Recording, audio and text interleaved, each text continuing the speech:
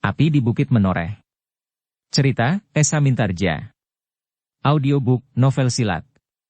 Bab 331. Pangeran Benawa termenung sejenak. Matanya yang redup memandang ke langit-langit di atasnya. Jalur-jalur anyaman bambu yang lembut silang menyilang. Namun tiba-tiba saja ia menggeleng. Katanya, "Aku sudah melihat ujung jalan. Aku memang tidak dapat mendahului kehendak yang Maha Agung, apakah perjalananku akan segera sampai?" "Sudahlah Adimas," berkata Panembahan Senapati. "Adimas akan mendapat obat yang paling baik yang dapat dibuat oleh tabib yang merawat Adimas." Pangeran Benawa tersenyum. Katanya, "Kita memang wajib berusaha Kakang Mas. Namun bukan kitalah yang menentukan." Panembahan Senapati mengangguk-angguk. Sementara itu kepada Agung Sedayu, Pangeran Benawa mengatakan, "Agung Sedayu, dalam keadaan seperti ini, maka rasa-rasanya segala macam ilmu yang pernah kita pelajari tidak berarti sama sekali. Kita dapat melawan orang yang paling garang sekalipun. Namun jika saat ini tiba, maka kita hanya dapat menundukkan kepala. Tidak ada ilmu yang dapat melawan. Memang para tabib dapat berusaha dengan ilmunya, namun bukan merekalah yang menentukan." Agung Sedayu mengangguk-angguk. Dengan nada rendah ia berkata, "Hamba Pangeran. Memang demikianlah agaknya yang terjadi atas diri kita. Namun usaha merupakan bagian dari hidup kita." Pangeran Benawa tersenyum pula. Katanya, "Kau benar Agung Sedayu. Usaha adalah bagian dari kehidupan. Adalah lebih lengkap pula jika usaha kita disertai dengan permohonan di dalam doa. Namun semuanya itu dilambari dengan sikap pasrah. Dan aku pun kini sudah pasrah." "Pangeran," desis Agung Sedayu. Namun Pangeran Benawa menyahut, "Tidak ada yang kita banggakan selama ini yang akan dapat menolong kita. Ilmu lembu sekilan, tameng wajah, rogrok asem, welut putih dan apapun juga namanya. Yang justru harus kita persiapkan adalah pengakuan atas segala dosa dan kesalahan." Agung Sedayu tidak menjawab, sementara Panembahan Senapati berkata, "Kita mohon agar usaha kita mendapat bimbingan. Dengan demikian maka usaha kita akan menjadi sarana kemurahan yang Maha Agung." "Ya Kakang Mas. Namun apapun yang baik bagi yang Maha Agung itu akan berlaku atasku," jawab Pangeran Benawa. Panembahan Senapati mengangguk-angguk. Sementara Pangeran Benawa yang lemah itu masih saja tersenyum. Bahkan kemudian ia pun berkata, "Kakang Mas, silahkan beristirahat. Aku mohon Kakang Mas dan Agung Sedayu serta adik sepupunya itu bermalam di sini." Namun tiba-tiba saja Pangeran Benawa itu berdesis. "Siapakah sepupunya itu?" "Gelagah Putih," jawab Agung Sedayu. "Ya, Gelagah Putih," Pangeran Benawa mengangguk-angguk. "Nama itu pernah aku dengar." "Tentu," sahut Panembahan Senapati. "Terakhir ia adalah sahabat Rangga." "Oh," suara Pangeran Benawa menurun. "Jika demikian, kau tentu mempunyai keajaiban seperti Rangga." "Tidak Pangeran," Agung Sedayulah yang menjawab. "Anak itu masih terlalu lugu. Meskipun ia memang banyak mendapat bahan yang diberikan oleh Raden Rangga, tetapi ia terlalu dungu untuk dapat menyadapnya dengan baik." Pangeran Benawa tertawa kecil. Sementara itu Panembahan Senapati berkata, "Kau tentu tahu sifat Agung Sedayu. Bagaimana ia berbicara dan apa yang dikatakannya?" "Aku mengerti Kakang Mas," sahut Pangeran Benawa. Panembahan Senapati pun tersenyum. Nampaknya kehadirannya bersama Agung Sedayu dapat sedikit menggembirakan hati Pangeran Benawa. Dalam sakitnya, ia menjadi tidak terlalu murung dan merasa sepi sendiri. Apalagi sejak remaja Pangeran Benawa memang tidak terlalu dekat dengan keluarganya. Kekecewaannya terhadap sikap ayahandanya telah membuatnya menjadi seorang yang senang menyepi. Demikianlah, Pangeran Benawa telah memberi isyarat kepada pelayan dalam yang menungguinya dan kemudian memerintahkannya untuk menempatkan Panembahan Senapati di tempat yang pantas untuk beristirahat. Demikian pula orang-orang lain yang datang bersamanya serta para pengawal. Sebenarnya lah Panembahan Senapati menjadi gelisah. Ia mempunyai tugas yang harus segera dilakukannya di Mataram, terutama dalam hubungannya dengan orang-orang yang telah menyusup untuk menimbulkan persoalan-persoalan dan bahkan keresahan. Tetapi ia tidak sampai hati untuk menolak permintaan Pangeran Benawa agar Panembahan Senapati bersedia untuk bermalam di Pajang. Karena itu, betapapun tanggung jawab yang membebaninya atas Mataram, namun ia tidak dapat meninggalkan Pangeran Benawa dalam keadaan seperti itu. Selama di Pajang, waktu yang terbanyak dipergunakan oleh Panembahan Senapati untuk berada di bilik Pangeran Benawa bersama Agung Sedayu dan Gelagah Putih. Ditunggui oleh mereka, Pangeran Benawa memang nampak menjadi lebih baik. Pangeran Benawa sempat berbicara agak panjang. Tersenyum dan tertawa. Bahkan jika keadaannya sehari-hari yang mencemaskan karena Pangeran Benawa sama sekali tidak mau makan, tiba-tiba saja ia minta makan bersama tamu-tamunya dari Mataram. Namun Panembahan Senapati, Agung Sedayu dan Gelagah Putih justru menjadi cemas. Mereka teringat keadaan Raden Rangga di saat terakhir. Dan kecemasan itu ternyata telah membayang pula di wajah tabib yang merawat dengan sungguh-sungguh Pangeran Benawa itu. Ketika kemudian malam turun, maka memang terjadi perubahan lagi pada Pangeran Benawa. Tubuhnya menjadi semakin lemas. Namun sama sekali tidak nampak kecemasan di wajahnya. Bahkan kegembiraan masih nampak membayang di sorot matanya. Panembahan Senapati, Agung Sedayu dan Gelagah Putih justru tidak beranjak dari sisi Pangeran Benawa. Apalagi ketika nafas Pangeran Benawa menjadi sesak. "Kakang Mas," desis Pangeran Benawa di sela-sela tarikan nafasnya yang berat. "Agarnya semuanya sudah berakhir di sini bagiku. Namun aku mohon maaf, jika aku memberanikan diri untuk mengatakan sesuatu kepada Kakang Mas, yang barangkali dapat Kakang Mas nilai kurang pada tempatnya." "Katakan Adimas," sahut Panembahan Senapati serta-merta. "Apapun yang Adimas katakan, tentu akan sangat berarti bagiku." Pangeran Benawa termangu-mangu. Namun tubuhnya menjadi semakin lemah. Baru sesaat kemudian ia berkata, "Kakang Mas, menurut penglihatanku, hubungan antara Kakang Mas dengan Pamanda Panembahan Madiun agak terasa hambar. Jika aku mendapat kesempatan, sebenarnya aku ingin membantu menjernihkan keadaan itu. Aku tahu bahwa Pamanda Panembahan Madiun memang mempunyai pandangan yang agak berbeda dengan Kakang Mas Panembahan Senapati. Bukan saja dari atas urutan hak dari keturunan Demak, tetapi juga tentang sikap dan pandangan Kakang Mas tentang kesatuan Mataram. Pembagian wewenang atas pemerintah di daerah serta pengaruh dari orang-orang yang mementingkan diri sendiri. Kakang Mas, bukan maksudku mencari-cari untuk mendapat pujian Kakang Mas sekarang di saat-saat seperti ini, tetapi barangkali sebaiknya Kakang Mas mengetahui, memang ada perasaan asing dari Pamanda Panembahan Madiun terhadap Mataram yang besar. Sementara itu, orang-orang yang tidak bertanggung jawab ingin memanfaatkan jarak yang terbentang antara Mataram dan Madiun ini bagi kepentingan mereka, yang dilandasi oleh ketamakan yang berlebihan." Panembahan Senapati mengangguk-angguk. Katanya, "Terima kasih Adimas. Aku memang merasakannya. Tetapi yakinlah, bahwa aku akan berusaha untuk mencari penyelesaian sebaik-baiknya. Aku merasa bahwa dalam hubungan antara Madiun dan Mataram, aku adalah orang yang lebih muda. Baik dari segi umur maupun urutan darah keturunan Demak, jika aku diakui telah menyusup pula ke dalamnya.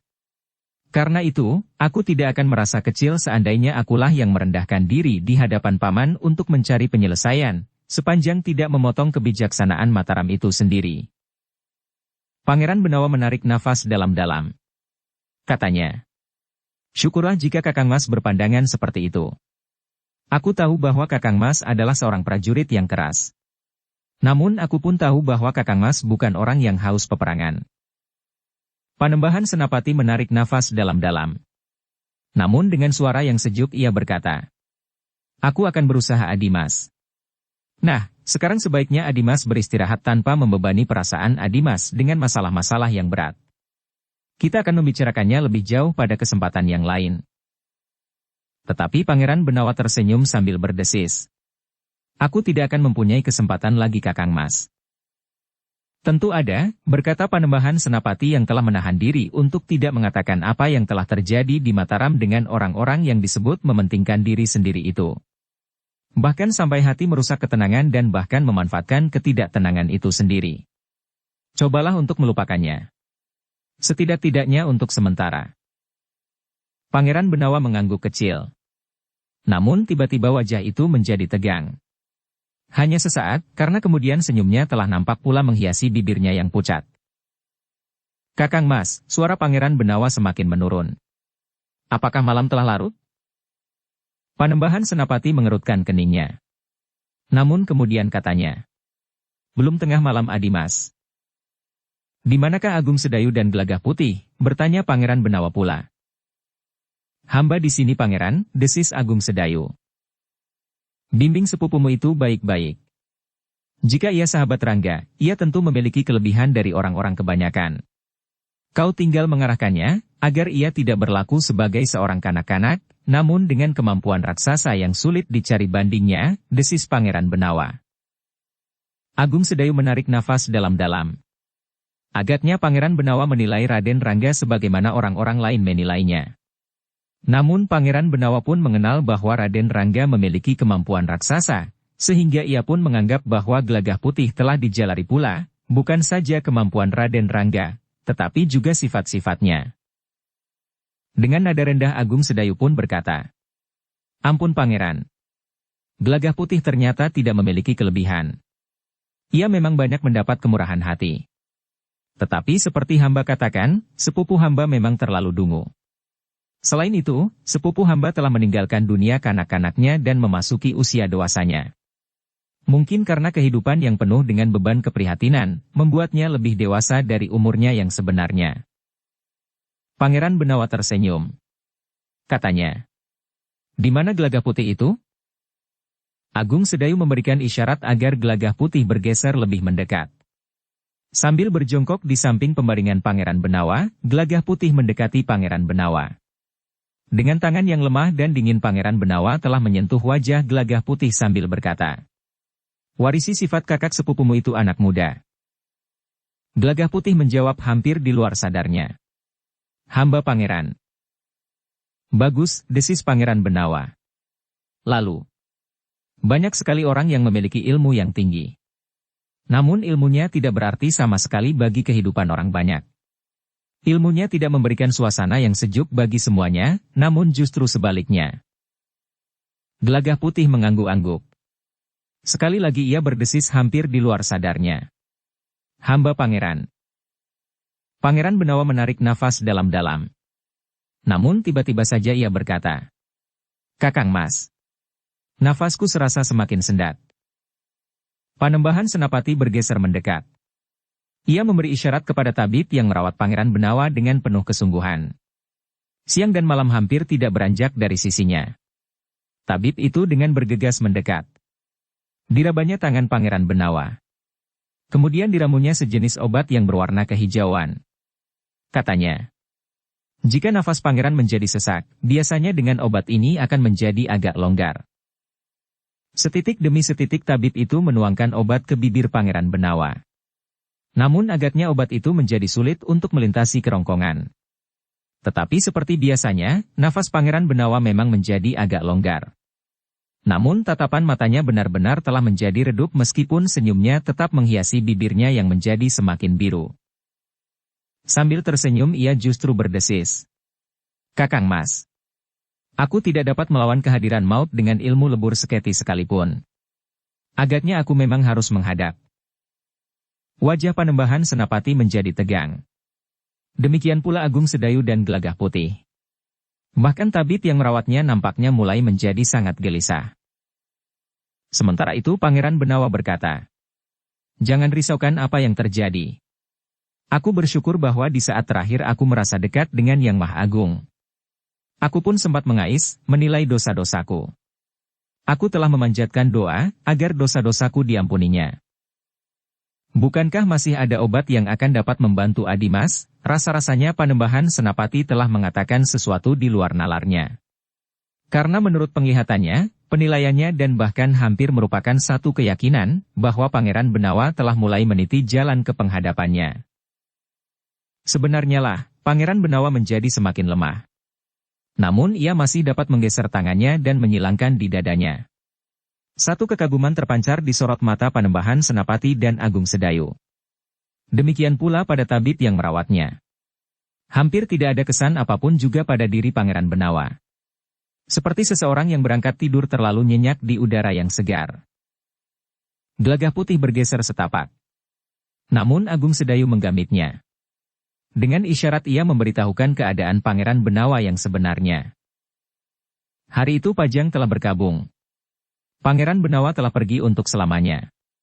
Di sebuah bilik, di bagian belakang istana Pajang, tempat Agung Sedayu dan Gelagah Putih bermalam, nampak keduanya duduk dengan wajah murung. "Kakang," desis Gelagah Putih. "Kenapa orang seperti Pangeran Benawa justru harus dipanggil lebih dahulu dari orang-orang lain yang lebih tua dan hampir tidak berarti sama sekali?" "Itulah rahasia yang tidak akan dapat kita pecahkan, Gelagah Putih," jawab Agung Sedayu. "Kenyataan ini tidak dapat kita ingkari. Seandainya orang seperti Pangeran Benawa itu merupakan tokoh dalam dongeng-dongeng, maka aku akan dapat mengucapkan lain. Mungkin seorang Pangeran Benawa tidak akan meninggal di pembaringan. Atau justru berumur panjang. Ia adalah pahlawan di medan perang." Agung Sedayu berhenti sejenak, lalu. "Tetapi yang terjadi itu memang harus terjadi. Kita tidak tahu kehendak dari Yang Maha Agung. Namun agaknya yang terjadi itu adalah yang terbaik terjadi atas Pangeran Benawa." Gelagah Putih mengangguk-angguk. Perlahan-lahan ia berdesis. Semoga Pangeran Benawa diterima di sisi Yang Maha Agung, Yang Maha Tahu, dan Yang Maha Murah. Tidak ada kekuatan atau kekuasaan apapun yang dapat mempengaruhi keputusan Yang Maha Adil itu. Segalanya berdasarkan penilaian Yang Maha Bijaksana itu atas segala yang telah diperbuat oleh Pangeran Benawa, sahut Agung Sedayu perlahan-lahan sekali, seolah-olah ditujukan kepada diri sendiri. Gelagah Putih menarik nafas dalam-dalam. Namun ia mengerti maksud kakak sepupunya. Malam itu keduanya hampir tidak tidur semalam suntuk. Mereka rasa-rasanya hanya sekejap-sekejap terlena. Namun mereka telah berada di Pakiwan sebelum dini hari. Seluruh Pajang telah berduka di hari pemakaman Pangeran Benawa. Di jalan-jalan, di tanggul-tanggul parit dan pematang, dan tempat-tempat yang akan dilalui iring-iringan pemakaman Pangeran Benawa, rakyat Pajang berjejal memberikan penghormatan yang terakhir di lewat tengah hari. Dengan pertanda kebesaran seorang adipati, upacara pemakaman itu dilakukan. Panembahan Senapati, Agung Sedayu, Gelagah Putih dan para pengiringnya tetap berada di Pajang di malam berikutnya. Panembahan Senapati tidak sampai hati meninggalkan Pajang yang baru diliputi kabut kesusahan itu. Ketika menurut rencana, baru di hari berikutnya Panembahan Senapati ke Mataram, telah datang sekelompok tamu yang lain di Pajang. Tamu yang datang dari Madiun. Bahkan dipimpin oleh Panembahan Madiun sendiri. Bagi Panembahan Senapati, pertemuan itu merupakan pertemuan yang tidak diduga-duga. Namun adalah di luar dugaan Panembahan Senapati bahwa sikap Panembahan Madiun jauh berbeda dengan saat-saat ia bertemu di akhir kalinya. Ada semacam perasaan segan pada Panembahan Madiun untuk berbicara langsung dengan Panembahan Senapati. Bahkan ketika Panembahan Senapati menemuinya, tidak banyak yang dapat mereka bicarakan. Panembahan Senapati kurang mengerti bahwa Panembahan Madiun telah bertanya kepadanya. "Apakah anak mas Panembahan Senapati tidak merasa terganggu dengan kehadiranku di sini?" "Aku tidak mengerti, Pamanda," jawab Panembahan Senapati. "Kita bersama-sama telah datang untuk berbuat sesuatu di saat-saat terakhir Adimas Pangeran Benawa. Justru aku yang telah datang di Pajang pada saat-saat Adimas Pangeran Benawa masih belum dipanggil oleh Yang Maha Agung. Aku dan yang datang bersamaku dari Mataram, berusaha untuk membantu meringankan beban perasaan Pangeran Benawa di saat terakhirnya. Apapun yang dapat kami lakukan telah kami lakukan." "Syukurlah," berkata Panembahan Madiun. "Namun sebenarnya anak mas Panembahan Senapati sempat memerintahkan 2-3 orang penghubung, jika bukan orang Mataram yang besar, bukankah dapat diperintahkan orang-orang Pajang, untuk datang ke Madiun? Jika demikian, maka aku akan dapat bertemu dengan anak mas Pangeran Benawa, meskipun barangkali hanya mendengar pesan terakhirnya." Tetapi anak mas Panembahan Senapati tidak memerintahkan siapapun untuk memberitahukan kepadaku, sehingga aku ternyata telah terlambat mendengarnya.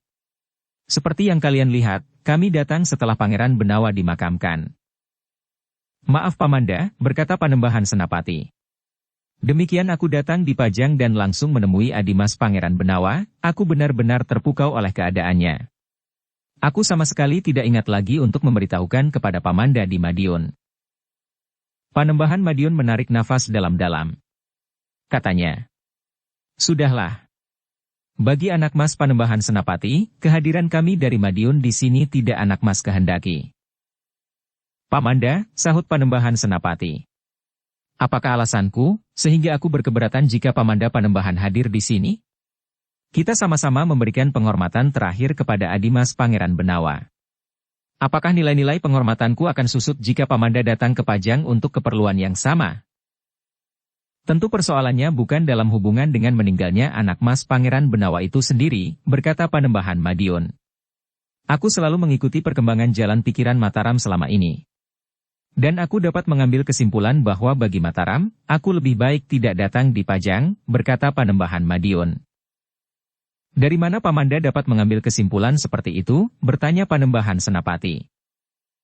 Anak mas, sahut Panembahan Madiun. Jarak antara Mataram, Pajang dan Madiun itu tidak terlalu jauh. Apa yang dibicarakan di Mataram akan terdengar sampai ke Pajang dan Madiun. Bagaimana menurut pendengaran Pamanda tentang pembicaraan di Mataram atau di Pajang, bertanya Panembahan Senapati. Sudahlah, berkata Panembahan Madiun. Lebih baik kita tidak berbicara tentang hubungan antara Mataram dan Madiun. Bagiku, tidak ada yang perlu dibicarakan. Tidak Pamanda, berkata Panembahan Senapati. Aku justru menganggap penting untuk dapat berbicara langsung dengan Pamanda, meskipun waktunya tidak sekarang. Di sini kita datang menyatakan duka cita kita atas meninggalnya Adimas Pangeran Benawa, sehingga kurang pantas untuk memanfaatkan kesempatan ini berbicara bagi kepentingan kita masing-masing. Kau benar anak mas, jawab Panembahan Madiun. Bukan saatnya kita berbicara. Tetapi di kesempatan lain pun kita tidak perlu berbicara. Tidak ada yang harus kita bicarakan lagi. Aku sudah cukup banyak mengetahui langkah-langkah yang Ananda ambil selama ini. Bahkan Ananda telah memerintahkan Ananda Pangeran Singasari menusuk ke dalam wilayah Madiun. Panembahan Senapati menarik nafas dalam-dalam. Dengan nada berat Panembahan Senapati berkata, Pamanda. Agaknya Pamanda telah mendapat laporan dari pihak yang salah, yang dengan sengaja ingin melihat jarak antara Madiun dan Mataram menjadi semakin jauh. Panembahan Madiun mengerutkan keningnya. Namun kemudian Panembahan Madiun itu menarik nafas dalam-dalam sambil berdesis. Anak mas Panembahan Senapati. Aku adalah orang tua. Aku telah mendengar banyak sekali tentang usaha Mataram untuk meningkatkan kebesarannya. Anak mas harus mengetahui bahwa aku mempunyai penilaian terhadap semua pendengaranku itu. Ada yang aku percaya, dan ada yang tidak aku percaya. Karena itu, apa yang aku ucapkan adalah sikapku yang sebenarnya terhadap Mataram. Panembahan Senapati mengangguk-angguk. Tetapi ia pun kemudian berkata, Baiklah Pamanda. Jika demikian, maka pembicaraan yang berterus terang dan tuntas itu sangat penting bagiku. Aku merasa bahwa aku lebih muda dari Pamanda di segala sisi kehidupanku. Umur dan pengetahuan serta pengalamanku jauh lebih muda dari Pamanda. Karena itu, memang tidak mustahil bahwa aku telah melakukan kesalahan menurut penilaian Paman. Tetapi jika kita sempat berbicara di satu kesempatan yang leluasa, maka segalanya akan menjadi jelas. Pamanda akan mendengar alasan-alasan yang aku kemukakan atas langkah-langkah untuk membuat Mataram semakin besar dalam pengertian yang akan dapat aku jelaskan. Kesatuan Mataram pun akan dapat kita urai maknanya, sehingga Pamanda tidak akan salah menilai. Selanjutnya, jika semuanya sudah aku jelaskan, dan Paman masih tetap menganggap hal itu kurang baik, maka kita akan dapat mengambil sikap kita masing-masing. Panembahan Madiun termangu-mangu sejenak. Ia memang telah mengenal Panembahan Senapati. Panembahan Senapati adalah seorang pemimpin pemerintahan yang kuat dan seorang prajurit yang tangguh. Namun bagi Panembahan Madiun, apa yang dikatakan oleh Panembahan Senapati itu memang benar. Jika mereka berbicara langsung dengan terbuka, maka salah paham di antara mereka setidak-tidaknya akan dapat dikurangi. Jika kemudian ada perbedaan sikap dan pendirian, tentu bukannya karena salah paham. Tetapi mereka memang benar-benar mempunyai sikap dan pendirian yang berbeda. Dengan demikian, maka mereka pun akan dapat mencari jalan penyelesaian yang paling baik. Karena itu, maka Panembahan Madiun pun berkata, Baiklah anak mas. Pada satu kesempatan kita akan bertemu. Kita akan berbicara tentang hubungan kita. Terima kasih Pamanda, jawab Panembahan Senapati. Apa yang kita lakukan, tidak sekedar yang menyangkut diri kita semata-mata. Tetapi akan menyangkut banyak orang dan kelangsungan hidup satu negara. Panembahan Madiun mengangguk-angguk. katanya. Kita akan menentukan segala-galanya kemudian. Agung Sedayu dan Gelagah Putih yang kemudian mengetahui hasil pembicaraan itu mengangguk-angguk. Ternyata pendirian Panembahan Senapati tidak jauh berbeda dengan pendapatnya untuk dapat bertemu dan langsung berbicara dengan Panembahan Madiun. Syukurlah, berkata Agung Sedayu. Mudah-mudahan dapat diketemukan jalan terbaik untuk mengurangi jarak yang terbentang antara Mataram dan Madiun, yang agaknya akhir-akhir ini menjadi semakin lebar. Yang untuk sementara masih dapat menjadi penghubung antara Mataram dan Madiun, kini tidak ada lagi. Jika tidak diketemukan cara yang baik untuk mendapatkan penyelesaian, dengan meninggalnya Pangeran Benawa, keadaan akan menjadi semakin gawat, desis Gelagah Putih. Agung Sedayu mengangguk-angguk. Pangeran Benawa memang dapat menjadi perekat untuk sementara antara Mataram dan Madiun.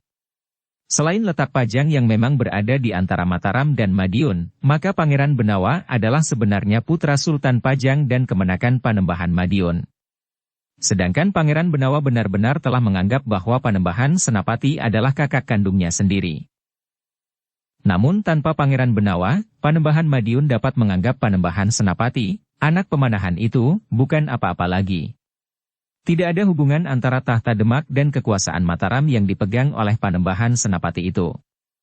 Apalagi Panembahan Senapati tidak lebih dari anak pemanahan, seorang yang berasal dari Padesan, yang kebetulan adalah saudara seperguruan Jaka Tingkir yang karena keberuntungannya menjadi menantu Sultan Demak terakhir, yang sempat memegang kekuasaan di Pajang.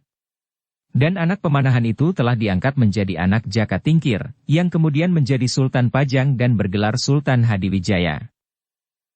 Memang dapat timbul pertanyaan, apakah hak Sutawijaya, anak pemanahan itu, untuk memegang kendali pemerintahan di atas tanah ini, warisan dari kekuasaan Demak yang besar. Rencana pertemuan antara Panembahan Senapati dan Panembahan Madiun yang waktunya masih akan ditentukan itu memang menimbulkan harapan bahwa persoalannya akan dapat dipecahkan. Agung Sedayu yakin bahwa kedua belah pihak bukannya orang-orang yang tidak berpengalaman dan berpandangan luas. Namun dalam pada itu, jika Agung Sedayu dan Gelagah Putih mulai berpengharapan, ternyata ada juga orang yang sangat kecewa atas rencana itu. Dengan serta-merta orang itu telah memikirkan cara untuk membatalkan rencana yang dinilainya akan dapat meredakan ketegangan yang sudah disusunnya setapak demi setapak. Bahkan bagi mereka, meninggalnya Pangeran Benawa akan dapat memperburuk keadaan. Tetapi tiba-tiba saja rencana untuk bertemu itu disetujui oleh Panembahan Madiun. Bagi orang-orang itu, selama pertemuan itu sendiri masih belum berlangsung, masih belum terlambat untuk mengadakan usaha menggagalkannya. Bagi mereka, apapun yang dibicarakan oleh Panembahan Madiun dan Panembahan Senapati dari Mataram, tentu akan mengarah pada usaha untuk memperbaiki hubungan yang selama ini dipisahkan oleh kecurigaan dan prasangka. Sedangkan orang-orang yang tidak senang atas keputusan Panembahan Madiun itu adalah orang-orang yang dekat dan bahkan ikut pula berada di Pajang. Bahkan mereka tidak sekedar merencanakan penggagalan pertemuan antara Panembahan Madiun dan Panembahan Senapati, tetapi mereka justru berusaha melangkah lebih jauh. Apa yang terjadi di Mataram memang telah sampai kepada mereka. Kegagalan orang-orang mereka mempergunakan Kiai Sasak, serta keterlibatan orang-orang yang bernama Agung Sedayu dan Gelagah Putih. Sementara itu mereka ternyata telah bertemu dengan Agung Sedayu dan Gelagah Putih itu di Pajang.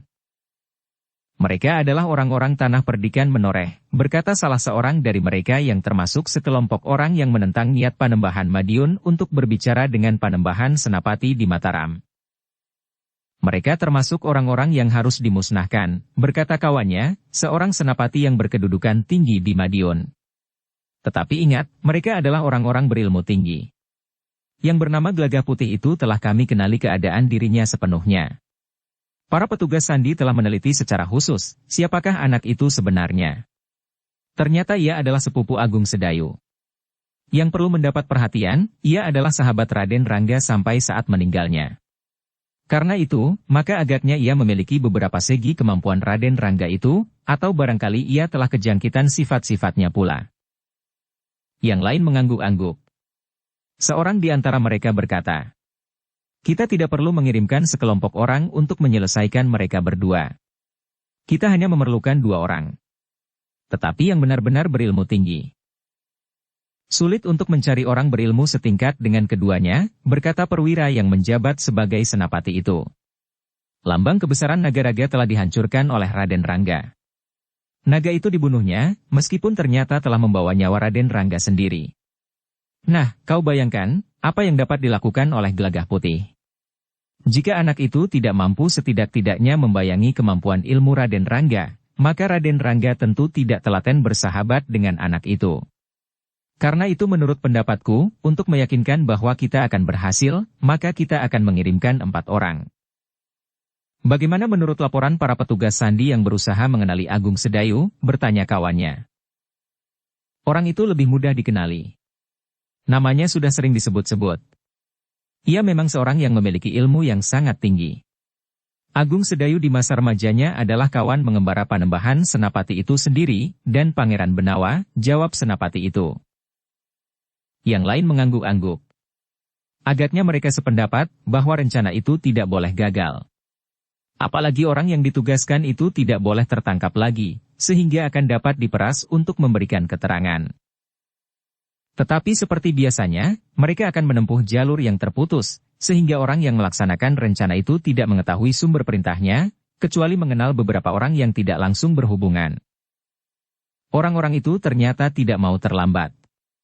Menurut perhitungan mereka, jika Panembahan Senapati kembali ke Mataram, maka Agung Sedayu dan Gelagah Putih akan segera kembali pula ke tanah perdikan Menoreh. Orang-orang seperti Agung Sedayu dan Gelagah Putih itu tentu tidak akan memerlukan pengawal. Mereka merasa bahwa mereka mampu mengatasi semua kesulitan di perjalanan. Dengan kedatangan Panembahan Madiun, maka perjalanan kembali Panembahan Senapati memang tertunda.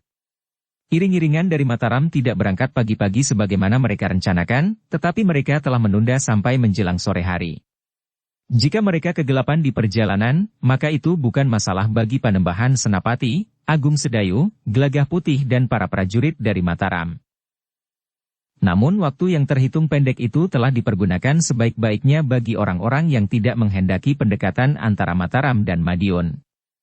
Mereka telah mempergunakan jalur-jalur yang telah mereka susun dengan baik untuk menyusun rencana melenyapkan Agung Sedayu dan Gelagah Putih. Malam nanti agaknya keduanya masih akan bermalam di Mataram. Besok mereka akan kembali ke tanah perdikan Menoreh, berkata senapati itu. Semuanya segera diatur dengan rapi. Yang mendapat giliran dihubungi oleh jalur-jalur yang telah disusun oleh orang-orang itu adalah sebuah padepokan yang tidak terlalu banyak disebut-sebut namanya, namun memiliki orang-orang terpilih. Tidak banyak jenis padepokan seperti itu.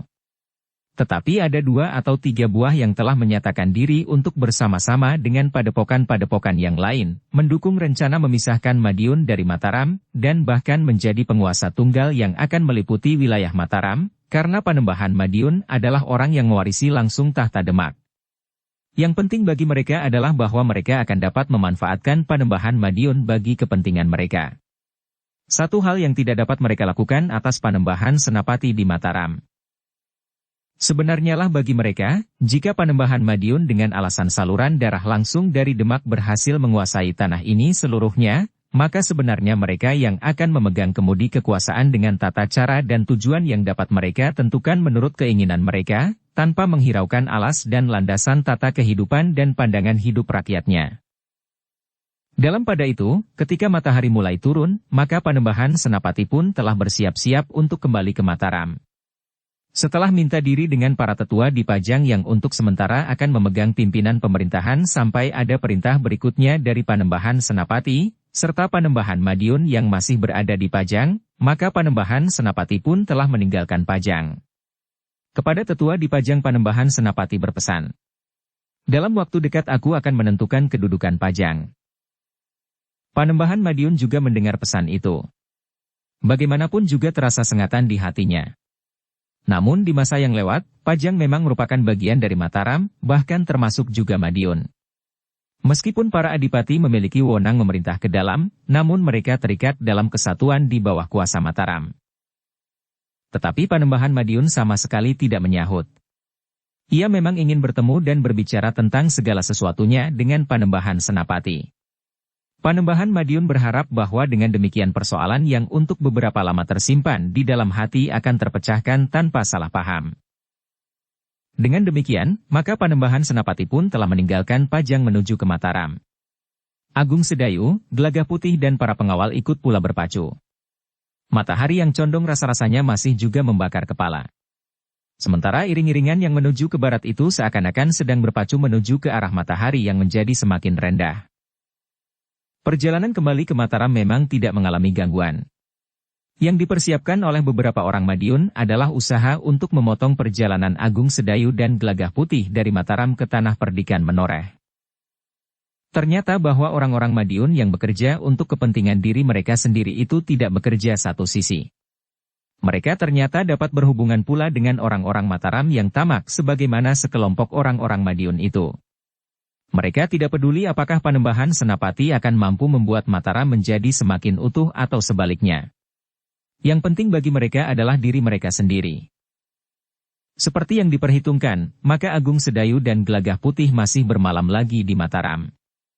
Tetapi agaknya keduanya telah menyerahkan segala-galanya tentang para tawanan itu kepada Panembahan Senapati. Baiklah, berkata Panembahan Senapati. Aku akan memberitahukan hasilnya. Namun agaknya tidak banyak yang akan dapat disadap dari mereka. Tetapi setidak-tidaknya akan ada bahan yang dapat menambah pengertian kita tentang sikap segolongan orang-orang Madiun. Terima kasih Panembahan, sahut Agung Sedayu. Jika Panembahan memerlukan kami, maka kami akan datang setiap saat. Bagaimanapun juga kita harus bersiap. Namun aku belum mendengar laporan tentang saudara seperguruanmu. Mudah-mudahan Sangkal Putung tidak mengalami tusukan-tusukan perpecahan seperti yang terjadi di Tanah Perdikan Menoreh. Agung Sedayu menarik nafas dalam-dalam. Kemudian katanya, Guru dan Sabung Sari telah berada kembali di Jati Anom. Guru tentu akan langsung menemui Suandaru untuk memberikan keterangan tentang kemungkinan-kemungkinan yang dapat terjadi di Sangkal Putung. Panembahan Senapati mengangguk-angguk. Katanya, mudah-mudahan tidak ada persoalan yang timbul. Meskipun Sangkal Putung hanya sebuah kademangan yang besar dan kuat, justru karena ditempa oleh keadaan sejak Tohpati berada di sekitar kademangan itu. Demikianlah, maka di hari berikutnya Agung Sedayu dan Gelagah Putih telah meninggalkan Mataram, kembali ke Tanah Perdikan Menoreh. Seperti yang diduga pula, Agung Sedayu dan Gelagah Putih memang tidak memerlukan pengawal. Dukung channel Novel Silat dengan subscribe, follow, like, komen dan share. Demikianlah, mereka berdua berpacu di atas kuda masing-masing meninggalkan Mataram. Mereka memang sempat singgah sejenak di rumah Kiai Sasak untuk minta diri. Ternyata bahwa di rumah itu masih ada beberapa orang prajurit yang ditugaskan untuk membantu jika Kiai Sasak mengalami kesulitan karena orang-orang yang mendendamnya. Kiai Sasak, anak dan istrinya masih saja mengulang-ulang ucapan terima kasih kepada Agung Sedayu dan Gelagah Putih. Tanpa mereka, maka yang terjadi tentu akan sangat menyedihkan bagi keluarga itu. Apalagi ketika aku kemudian mengetahui bahwa kalian bukan prajurit Mataram, berkata Kiai Sasak. Aku merasa semakin berhutang budi kepada kalian. Agung Sedayu tersenyum. Katanya, sudah berkali-kali aku katakan kepada Kiai, bahwa apa yang kami lakukan semata-mata karena kami merasa ikut bertanggung jawab atas keselamatan sesama. Adalah tugas setiap orang untuk saling menolong. Kiai Sasak mengangguk-angguk. Katanya, tetapi jarang orang yang menyempatkan diri berbuat sebagaimana kalian lakukan. Agung Sedayu berdesis. Kiai tidak perlu memuji. Seperti yang sudah berkali-kali aku katakan, bahwa kewajiban kita untuk saling menolong. Namun Agung Sedayu dan Gelagah Putih tidak dapat terlalu lama berada di rumah Kiai Sasak. Mereka pun kemudian telah meninggalkan rumah itu, langsung menuju ke Tanah Perdikan Menoreh. Kehadiran kedua orang itu ternyata tidak lepas dari pengamatan orang-orang yang memang mendapat tugas khusus di Mataram, oleh beberapa orang di antara para pemimpin di Madiun yang tidak menghendaki suasana yang baik dapat dipulihkan antara Mataram dan Madiun. Semua yang dilakukan oleh Agung Sedayu dan Gelagah Putih itu sebagian besar memang sudah termasuk perhitungan dari orang-orang yang berusaha mencegatnya di perjalanan kembali ke Tanah Perdikan Menoreh. Orang-orang yang mengawasinya itu juga telah menduga bahwa Agung Sedayu dan Gelagah Putih akan singgah meskipun hanya sebentar di rumah Kiai Sasak. Ketika Agung Sedayu dan Gelagah Putih meninggalkan regol rumah Kiai Sasak itu, Gelagah Putih di luar sadarnya telah berpaling. Sementara itu, anak perempuan Kiai Sasak memperhatikannya dengan tanpa berkedip.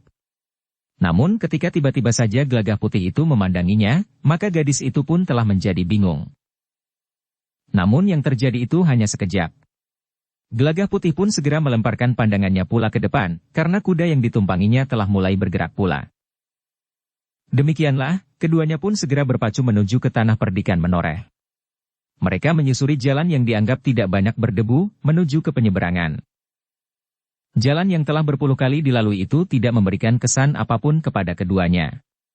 Tidak ada yang menarik perhatian. Semuanya sebagaimana yang pernah mereka kenal sebelumnya. Namun ketika mereka sampai di penyeberangan, Agung Sedayu mulai merasakan sesuatu yang lain. Ia memang tidak melihat sesuatu yang pantas dicurigai. Banyak orang berada di penyeberangan sebagaimana biasanya. Tetapi firasatnya terasa telah bergetar. Ada sesuatu yang tidak wajar akan terjadi pada dirinya. Karena itu, ketika mereka berada di atas getek yang membawa mereka menyeberang, Agung Sedayu dan Gelagah Putih duduk agak terpisah dari orang lain, dibatasi oleh kedua kuda mereka. Dengan tanpa menarik perhatian orang lain, keduanya justru memperhatikan orang-orang yang berada di atas getek itu. Ada semacam sentuhan pada naluriku, berkata Agung Sedayu. Mudah-mudahan tidak ada apa-apa di perjalanan. Naluri seorang prajurit, desis Gelagah Putih. Kita harus berhati-hati. Aku juga menjadi berdebar-debar. Rasa-rasanya ada beberapa pasang mata sedang mengamati kita. Itulah, Gelagah Putih, berkata Agung Sedayu. Jika ternyata tidak ada apa-apa, maka ternyata hati kitalah yang buram. Kita terlalu berprasangka buruk terhadap orang lain. Satu perasaan yang harus kita singkirkan dari dalam hati kita. Bagaimana jika kita mengartikan sebagai satu sikap hati-hati Kakang, bertanya Gelagah Putih. Dapat saja kita memberi arti apapun untuk menutupi kekurangan di dalam diri kita, yang sebenarnya selalu dibayangi oleh kecurigaan, berkata Agung Sedayu. Gelagah Putih tidak menjawab lagi. Tetapi ia justru mengangguk-angguk. Beberapa saat kemudian, maka mereka pun telah turun di seberang. Mereka turun setelah memberikan upah kepada orang yang mengayuh getek mereka dengan galah panjang. Beberapa saat kemudian, Agung Sedayu dan Gelagah Putih telah naik ke tepian seberang. Mereka pun segera memacu kuda mereka meninggalkan daerah penyeberangan. Namun rasa-rasanya kedua orang itu menjadi semakin berdebar-debar. Di belakang mereka dua orang berkuda mengikuti pada jarak yang tetap. Jika Agung Sedayu mempercepat kuda mereka bersama Gelagah Putih, maka kedua orang itu pun menjadi semakin cepat pula. Tetapi jika Agung Sedayu dan Gelagah Putih mengurangi kecepatan mereka, maka kedua orang itu telah memperlambat derap kuda mereka pula. Jangan terlalu sering berpaling, berkata Agung Sedayu. Keduanya mengikuti kita, berkata Gelagah Putih. Mungkin, tetapi mungkin keduanya memang pergi ke tujuan yang searah dengan kita. Atau bahkan keduanya telah mengenal kita, sehingga segan untuk mendahului, berkata Agung Sedayu. Gelagah Putih mengangguk-angguk. Tetapi ia berpendapat lain dari kakaknya. Orang itu tidak berkuda searah. Namun keduanya tentu mengikuti mereka. Kakang Agung Sedayu tentu juga mengira demikian, berkata Gelagah Putih di dalam hatinya. Tetapi ia tidak ingin menuduh orang lain akan berbuat jahat kepadanya, sebelum hal itu terbukti. Namun ketika mereka sampai di sebuah simpang tiga, Agung Sedayu tidak lagi sekedar berprasangka. Ketika Agung Sedayu memilih jalan yang melalui bulak-bulak persawahan, maka tiba-tiba saja kedua orang berkuda itu menyusul dan mendahuluinya. Namun beberapa langkah di hadapannya keduanya berhenti dan memutar kuda mereka. Kisanak, berkata salah seorang dari keduanya. Silahkan berhenti sebentar. Agung Sedayu dan Gelagah Putih pun telah berhenti pula. Dengan nada rendah Gelagah Putih berdesis. Tentu bukan sekedar searah. Agung Sedayu tersenyum kepada kedua orang itu. Untuk apa kalian menghentikan kami? Maaf Kisanak, berkata salah seorang dari mereka. Kami adalah orang yang datang dari jauh sehingga kurang memahami lingkungan tanah perdikan menoreh ini. Apakah Kisanak orang tanah perdikan ini? Ya, jawab Agung Sedayu. Aku adalah orang tanah perdikan menoreh. Dan kita memang sudah mulai memasuki daerah tanah perdikan itu.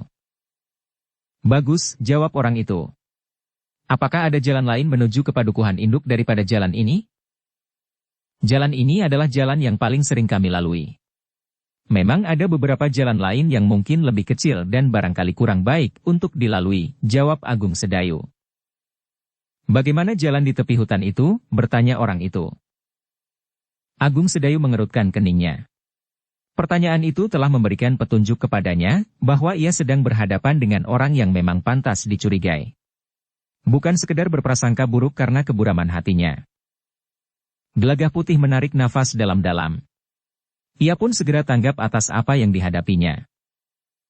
Tetapi agaknya baik Gelagah Putih maupun Agung Sedayu mempunyai sikap yang sama. Mereka ternyata ingin mengetahui siapakah yang sedang mereka hadapi itu.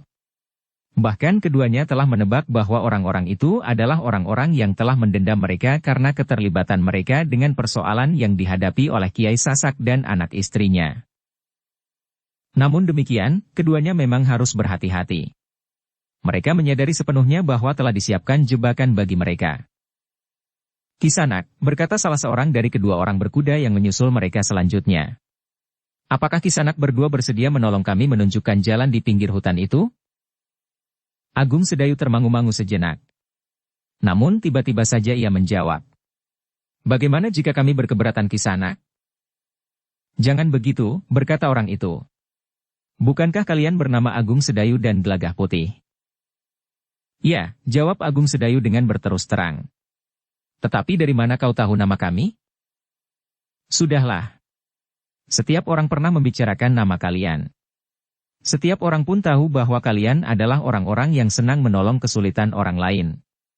Karena itu, kami minta tolong, apakah kalian berdua bersedia mengantarkan kami berdua pergi ke pedukuhan induk melalui jalan di pinggir hutan itu? Bertanya orang berkuda itu. Agung Sedayu mengerutkan keningnya. Namun kemudian katanya. Baiklah. Kami akan mengantarkan kalian. Orang itu termangu-mangu sejenak. Namun kemudian katanya. Luar biasa. Kalian terlalu sombong menghadapi kami. Agung Sedayu tersenyum. Katanya, aku sudah tahu bahwa kalian tentu orang-orang yang mendendam terhadap kami. Tetapi biarlah kami melihat jebakan apa yang kau pasang untuk kami berdua. Justru karena kami berada di kampung halaman kami sendiri, maka kami tentu lebih mengenal medan ini daripada kalian. Kami tidak mengira bahwa kesombongan kalian benar-benar sampai setinggi Gunung Merapi, geram orang berkuda itu. Aku kira kalian akan menolak, sehingga kami harus memaksa kalian atau menyelesaikan kalian di sini. Kami tidak peduli seandainya ada orang-orang yang melihat dan melaporkannya kepada Ki Gede Menoreh, karena sebelum semuanya itu terjadi, kalian tentu sudah mati. Tetapi Agung Sedayu justru tersenyum. Dengan nada rendah ia bertanya. Siapakah yang paling sombong di antara kita? Persetan, geram orang itu. Marilah, kita pergi ke pinggir hutan. Agaknya memang lebih baik bagi kalian untuk mati di tempat yang sepi. Agung Sedayu mengangguk-angguk. Kemudian katanya kepada Gelagah Putih. Apakah kita akan memberikan isyarat lebih dahulu agar orang-orang tanah perdikan ini datang membantu kita? Pertanyaan itu memang membingungkan Gelagah Putih. Tetapi ia justru menjawab menurut pikirannya sendiri. Apakah aku harus berpacu ke padukuhan? Kudaku adalah kuda terbaik di antara kuda yang ada di sini. Karena itu, aku tentu akan paling cepat sampai.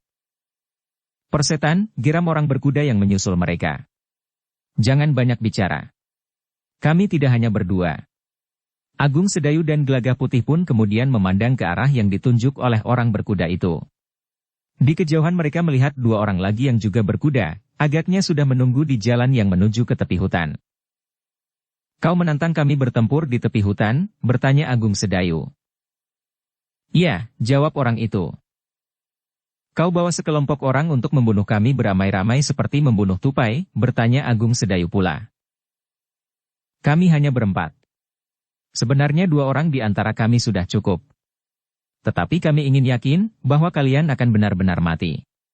Dua orang di antara kami akan membunuh kalian, sementara itu jika para pengawal berdatangan, maka dua orang di antara kami itu akan menyapu mereka semuanya dengan kemampuan ilmu kami yang tinggi, jawab orang itu. Nah sekarang kita sudah yakin, siapakah yang paling sombong di sini. Tetapi baiklah. Aku akan ikut kalian melintasi jalan tepi hutan, yang agaknya telah kalian siapkan perangkap untuk menjebak kami. Anak iblis, orang itu mengumpat. Cepat, pergilah. Aku di belakangmu, berkata Agung Sedayu. Kau akan lari, bertanya orang itu. Jika itu aku kehendaki, tentu sudah aku lakukan sebelum kalian menyusul kami, jawab Agung Sedayu. Kami memang menunggu kesempatan ini, sehingga seperti yang pernah kami lakukan, kami akan menangkap kalian untuk melengkapi keterangan dari orang-orang yang telah tertangkap. Kami memang memerlukan ganti dari para tawanan kami yang dibunuh dengan licik oleh kawan-kawannya sendiri. Nah, dengar, dibunuh oleh kawan-kawannya, sendiri sebagaimana akan terjadi atas diri kalian jika kalian tertangkap. Namun karena pengalaman itu, maka kelak kalian akan kami simpan di tempat yang paling rapat dan tidak akan mungkin terjangkau oleh senjata kawan-kawan kalian. Tutup mulutmu, teriak keduanya hampir bersamaan. Agung Sedayu tertawa. Bahkan Gelaga Putih pun tertawa pula sambil berkata, Sudahlah. Jangan bingung menghadapi kenyataan yang bakal datang.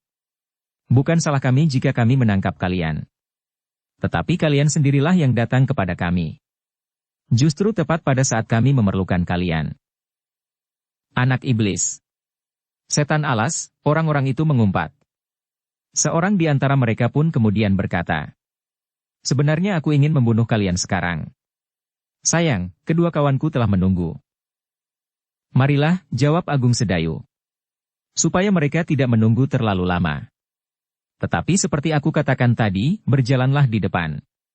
Jika kalian berjalan di belakang, kalian akan dapat berbuat licik justru karena kalian sangat ketakutan, sehingga kalian dapat saja membunuh kami dari belakang dengan lemparan pisau misalnya. Aku ingin mengoyak mulutmu, teriak yang seorang. Sudahlah.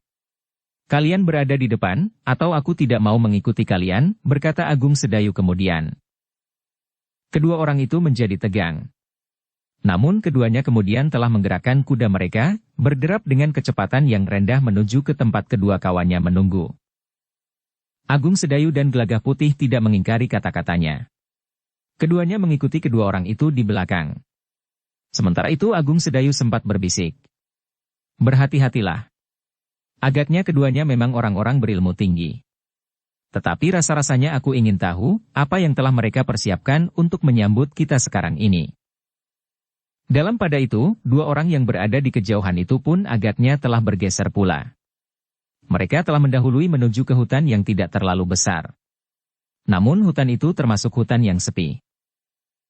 Jika di hutan itu terdapat sekelompok orang, apa yang kita lakukan Kakang? Bertanya Gelagah Putih. Agung Sedayu menarik nafas dalam-dalam. Katanya, mudah-mudahan seperti yang dikatakan oleh orang itu. Yang menunggu kita hanya 4 orang saja. Tetapi jika yang ada di tempat itu berjumlah terlalu banyak untuk dilawan, maka kita tidak usah membunuh diri. Setidak-tidaknya kita tentu mempunyai kesempatan untuk menghindar dan menggerakkan pengawal di padukuhan yang paling dekat. Kita harus berusaha menangkap mereka hidup-hidup sebanyak-banyaknya. Pembunuhan tidak akan memberikan keuntungan apa-apa. Gelagah Putih mengangguk-angguk. Tetapi agaknya terlalu sulit baginya untuk dengan tepat mengukur kemampuan yang diperlukan untuk melumpuhkan lawan tanpa membunuhnya. Apalagi jika lawannya berilmu tinggi. Agung Sedayu agaknya mengetahui kebimbangan di hati adik sepupunya itu. Karena itu maka katanya, Gelagah Putih, kita berusaha sejauh dapat kita lakukan. Sudah tentu jangan mengorbankan diri sendiri sekedar karena keraguan-raguan. Aku adalah orang yang berusaha untuk mengatasi perasaan ragu dan kebimbangan meskipun kadang-kadang terlalu sulit. Bagimu, jika kau yakin bahwa yang kau lakukan itu benar, maka kau akan dapat mengambil sikap yang pasti. Sudah barang tentu dengan lambaran hati yang bersih. Gelagah Putih mengangguk-angguk. Sementara itu kedua orang yang berkuda di hadapan mereka setiap kali telah berpaling. Agung Sedayu yang melihatnya telah berkata lantang. Jangan takut, aku melarikan diri. Orang itu mengumpat kasar. Tetapi tidak menjawab kata-kata Agung Sedayu. Kita tempatkan kuda kita di tempat yang terbuka, berkata Agung Sedayu. Jika kita memerlukannya, maka kita akan dengan cepat mempergunakannya. Gelagah Putih mengerutkan keningnya. Sementara Agung Sedayu berkata, kita tidak akan melarikan diri Gelagah Putih. Tetapi kita akan berusaha untuk mengatasi persoalan dengan sebaik-baiknya. Aku tahu bahwa bagimu, menghindarkan diri sama artinya dengan langkah seorang pengecut. Tetapi tergantung dari tujuan, kenapa kita menghindar dari medan. Mungkin justru karena kita tidak ingin melakukan pembunuhan yang tidak berarti.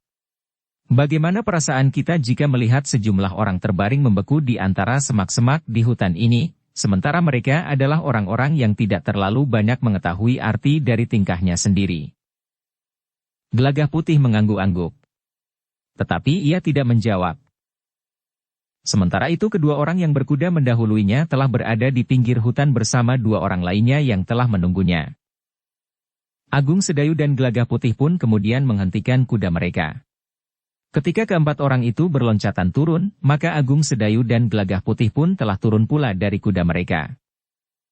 Seperti yang dikatakan oleh Agung Sedayu, maka mereka telah mengikat kuda mereka di tempat yang terbuka, serta dengan ikatan yang mudah untuk dilepas.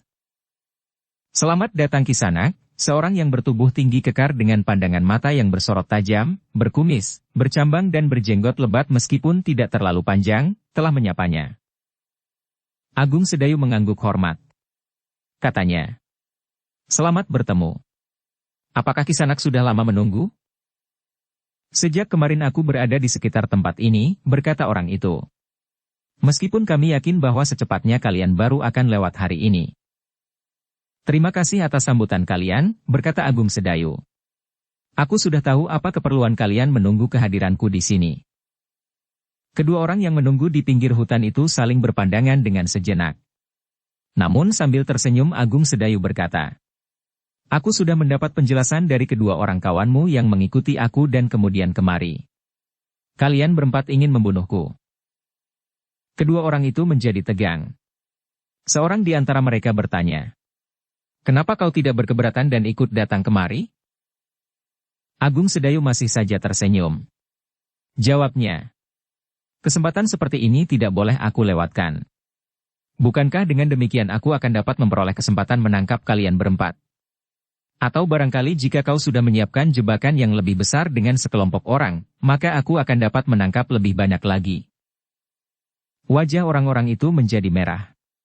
Sementara salah seorang yang telah mengikutinya dan membawanya ke tepi hutan itu berkata dengan nada bergetar, "Ternyata keduanya terlalu sombong.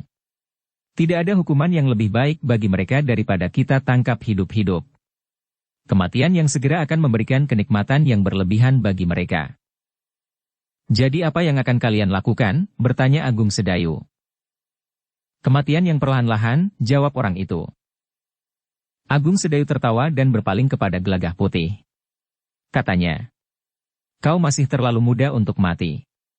Apalagi mati perlahan-lahan. Karena itu, kau harus bertahan untuk hidup. Lakukan sebagaimana akan mereka lakukan atas kita. Kecuali jika mereka terlalu lemah dan mati sebelum kita kehendaki. Tutup mulutmu," geram orang yang berkumis, bercambang dan berjenggot lebat. "Ternyata kalian memang terlalu sombong. Kehadiran kalian di sini setelah kalian tahu maksud kami, sudah merupakan kesombongan yang terbesar yang pernah aku jumpai. Apalagi kata-katamu yang sangat menyakitkan hati itu, meskipun aku tahu, semua itu kau lakukan untuk memanaskan hati kami. Seperti kau, kami pun mengerti bahwa hati yang panas dalam benturan kekerasan tentu tidak akan menguntungkan. Karena itu, meskipun kami benar-benar tersinggung oleh kesombongan kalian, namun kalian tidak akan dapat membakar jantung kami dengan kata-katamu itu sehingga kami kehilangan akal. Meskipun kami memang tersinggung karenanya." Agung Sedayu menarik nafas dalam-dalam. Katanya, "Jika demikian, buat apa kita berbicara terlalu panjang? Lakukan, apa yang ingin kalian lakukan atas kami." Keempat orang itu pun kemudian telah bergeser. Orang berkumis lebat itu berkata, "Kita bertempur di dalam hutan, agar tidak seorang pun yang akan mengganggu kita." "Kau takut seseorang melihat perkelahian di antara kita dan memanggil para pengawal tanah perdikan?" bertanya Agung Sedayu. Namun jawab orang itu tegas, "Ya. Aku ingin benar-benar menangkapmu atau membunuhmu. Karena itu aku tidak ingin ada orang lain yang mengganggu." "Nah," berkata Agung Sedayu, "sekarang aku ingin mengurangi kesombonganku. Aku tidak mau bertempur di dalam hutan. Aku memang curiga bahwa kau telah mempersiapkan sekelompok orang yang akan menjebakku. Mungkin mereka sudah memanjat pepohonan. Mungkin mereka sudah menunggu dengan anak panah di tali busur mereka. Atau jebakan-jebakan lain yang telah kalian persiapkan. Pengecut, geram orang bercambang tebal itu. Ternyata bahwa kau hanya pandai berbicara seperti burung beo. Tanpa makna sama sekali. Kau memang aneh, berkata Agung Sedayu. Sudahlah. Jangan banyak bicara. Marilah kita berkelahi. Di sini. Aku tidak mau masuk hutan. Aku bukan orang yang terlalu sombong untuk memasuki perangkapmu. Atau barangkali bukan sekedar sikap sombong. Tetapi satu kedunguan yang tidak dapat dimaafkan. Persetan, geram orang berkumis tebal itu. Kami hanya berempat. Apakah aku harus mempercayaimu? Kita belum pernah berkenalan. Kita belum pernah saling berhubungan dan mengetahui watak kita masing-masing, jawab Agung Sedayu. Atau, jika kalian berkeberatan untuk bertempur di sini, aku akan segera pulang. Aku sudah terlalu lama pergi. Persetan, geram orang itu. Namun Agung Sedayu berkata kepada Gelagah Putih. Marilah. Kita pulang saja. Tidak ada gunanya di sini kita hanya mendengarkan orang berbicara. Di padukuhan terdekat kita pukul kentongan, agar para pengawal datang dan menangkap mereka. Anak setan, orang berkumis lebat itu hampir berteriak. Kepung dan hancurkan mereka. Ketiga orang yang lain segera bergerak. Mereka telah mengepung Agung Sedayu dan Gelagah Putih. Demikian orang-orang itu mulai bergerak, Agung Sedayu telah berbisik di telinga Gelagah Putih. Jika mereka benar hanya berempat, mereka tentu orang-orang berilmu tinggi. Hati-hatilah. Kita sudah membuat hati mereka panas. Gelagah Putih mengangguk. Dengan penuh kewaspadaan Gelagah Putih telah bergeser di tempat yang agak luas di pinggir hutan itu. Di antara rumputan dan pepohonan perdu.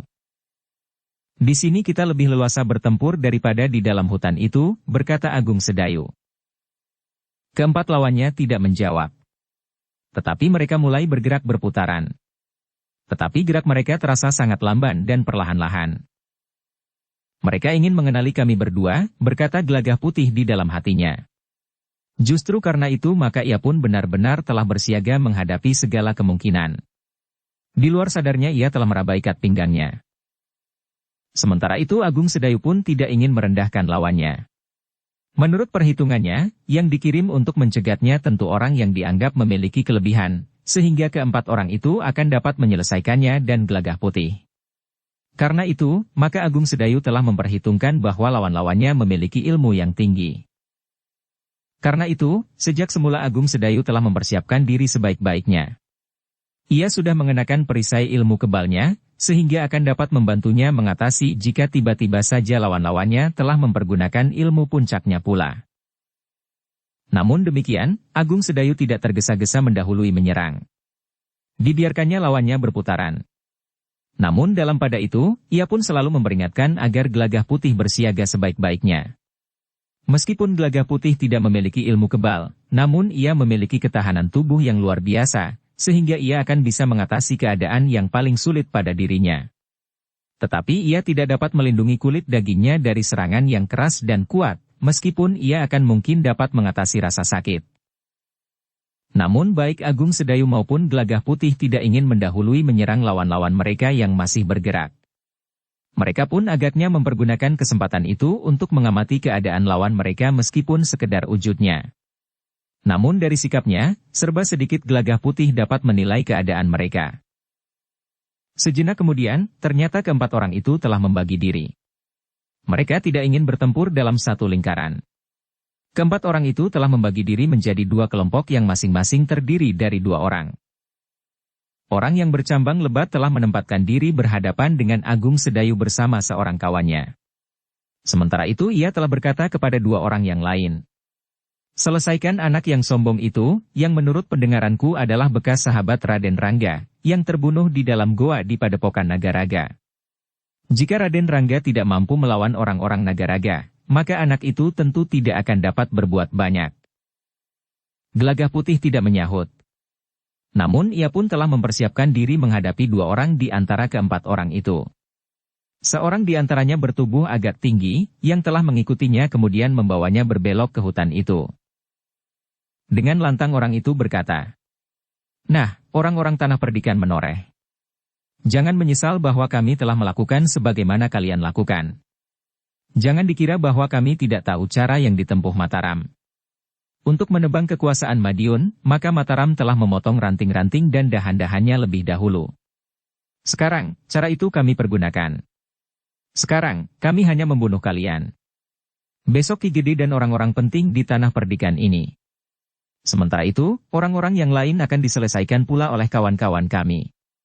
Sangkal putung, kemudian pasukan di Jati Anom yang dipimpin oleh Untara, pasukan khusus di tanah perdikan ini, kemudian kekuatan yang paling besar yang berada di sisi Mataram setelah Pajang adalah Pati dan Jipang. Satu demi satu kekuatan itu akan kami hancurkan.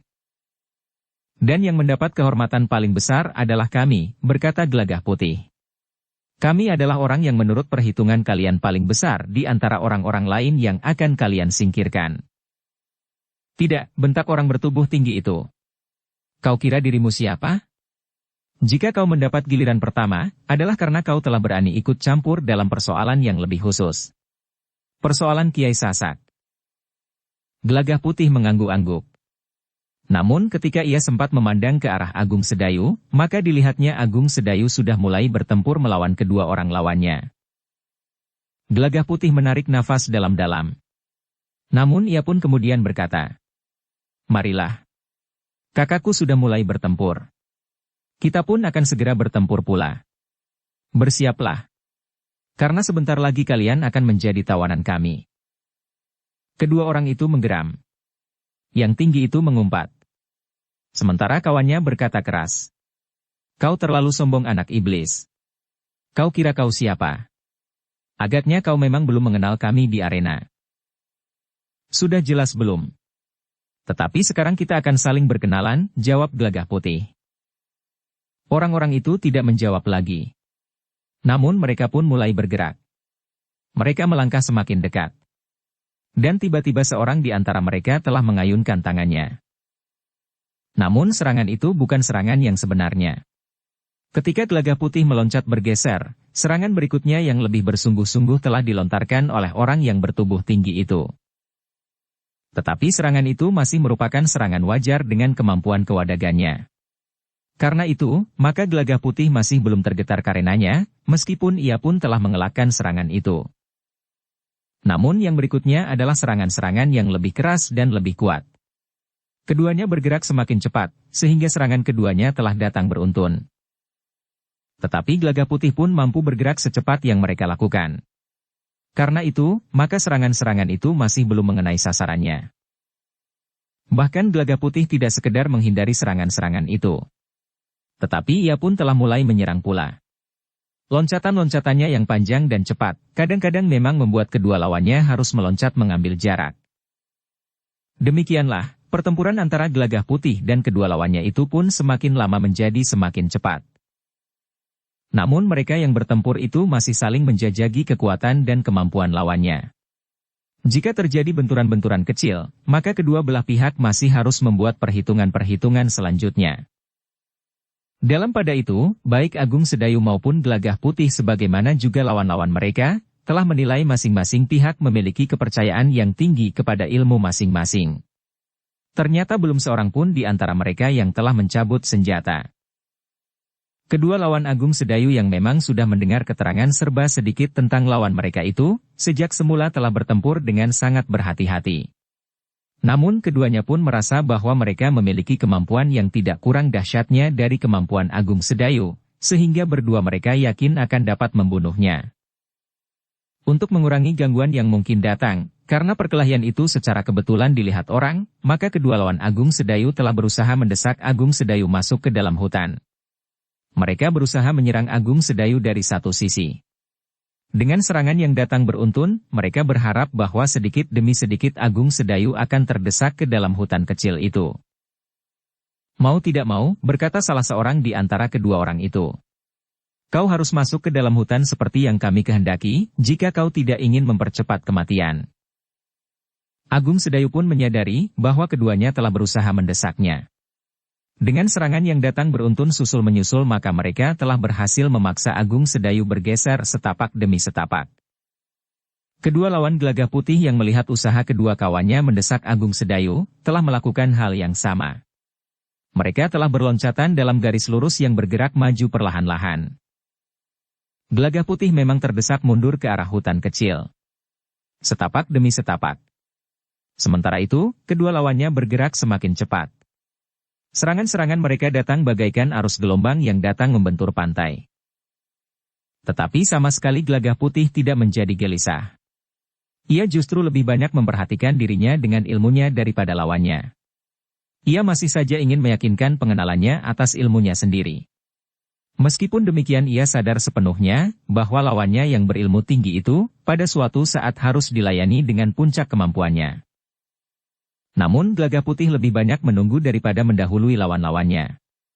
Dengan demikian ia mendapat lebih banyak kesempatan untuk mengenali ilmunya yang ternyata telah meningkat jauh semakin tinggi. Di lingkungan pertempuran yang lain, Agung Sedayu bergerak semakin cepat, kedua lawannya telah menyerangnya semakin cepat pula. Mereka benar-benar berharap akan dapat mendesak Agung Sedayu memasuki hutan. Dengan demikian maka mereka akan mendapat lebih banyak kesempatan tanpa kecemasan, karena kemungkinan bahwa pertempuran itu akan dilihat oleh orang lain menjadi semakin kecil. Kedua lawan Gelagah Putih yang berhasil mendesak Gelagah Putih semakin dekat dengan hutan kecil itu pun merasa bahwa usahanya akan segera berhasil lebih cepat dari kedua kawannya yang bertempur melawan Agung Sedayu. Seorang di antara mereka pun berkata, "Nah, sekarang berkatalah dengan lantang bahwa kau tidak akan mau bertempur di dalam hutan." "Maksudmu?" bertanya Gelagah Putih. "Ternyata kau telah terdesak mendekati hutan itu, senang atau tidak senang? Kau agaknya masih ingin bertahan agar kau dapat hidup beberapa saat lagi, meskipun kau terpaksa menelan ludah sendiri. Coba katakan sekali lagi, bahwa kau tidak mau bertempur di dalam hutan," berkata orang itu. "Aku memang tidak ingin bertempur di dalam hutan. Aku ingin bertempur di sini." "Bukankah aku tidak masuk ke dalam hutan?" sahut Gelagah Putih. Kedua orang itu tidak menjawab. Tetapi beruntun mereka menyerang Gelagah Putih. Jika Gelagah Putih berusaha mengelak ke samping, maka keduanya telah berusaha mencegahnya, sehingga keduanya benar-benar telah menggiring Gelagah Putih mendekati semak-semak yang rimbun dan kemudian batang-batang pepohonan di hutan yang tidak terlalu besar itu. Gelagah Putih memang bergeser surut. Namun tiba-tiba saja anak muda itu telah melenting tinggi, melampaui jangkauan tangan kedua lawannya. Berputar sekali di udara dan kemudian jatuh di belakang lawan-lawannya pada punggungnya. Sekali Gelagah Putih berguling, namun ia pun telah melenting dan tegak berdiri. Kedua lawannya mengumpat.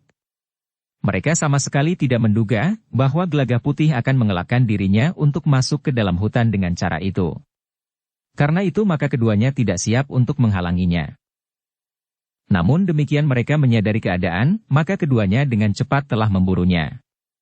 Seorang di antara mereka dengan serta-merta telah menyerangnya. Satu loncatan dengan kaki yang terjulur lurus mengarah dada. Tetapi Gelagah Putih tanggap akan keadaan. Dengan sigap pula ia telah bergeser ke samping. Namun pada saat yang bersamaan, lawannya yang lain pun telah meloncat maju. Tangannya terjulur lurus ke arah kening. Gelagah Putih menyadari datangnya serangan yang berbahaya itu. Karena itu, maka ia pun telah melenting. Bukan sekedar menghindar, namun sambil bergeser ke samping, tiba-tiba saja tubuhnya telah berputar. Satu ayunan tangan yang keras menyambar lawannya yang lain. Satu serangan yang mengejutkan, ayunan tangan mendatar itu hampir menyambar wajah lawannya yang lain. Namun lawannya yang terkejut itu masih sempat menangkis serangannya itu. Dengan kedua lengannya yang merapat, ia telah melindungi wajahnya. Yang terjadi adalah satu benturan yang keras. Gelagah Putih yang muda itu memang mengayunkan tangannya kuat-kuat. Karena itu maka akibat dari benturan itu pun mengejutkan bagi lawannya. Ternyata bahwa lawannya yang telah melindungi wajahnya dengan kedua lengannya yang merapat itu telah terdorong surut. Meskipun tangan Gelagah Putih tidak mengenai wajahnya, tetapi lengannya sendirilah yang telah menyentuh wajahnya itu. Bahkan mendorongnya sehingga ia tergeser surut, sehingga hampir saja orang itu kehilangan keseimbangannya. Gelagah Putih tidak membiarkan kesempatan itu. Tetapi ternyata bahwa ia tidak dapat memburu lawannya yang sedang terguncang itu. Seorang lawannya yang lain telah dengan sigapnya menjulurkan kakinya ke arah lambung. Namun Gelagah Putih sempat berkisar, sehingga lambungnya tidak tersentuh serangan lawannya. Bahkan kemudian dengan serta-merta Gelagah Putih meloncat menyambar tengkuk lawannya yang telah diguncangkannya. Namun sekali lagi Gelagah Putih gagal mengenainya, karena lawannya sempat merendah. Demikianlah, maka pertempuran itu pun menjadi semakin lama semakin cepat. Kedua lawannya dengan garang menyerang berganti-ganti.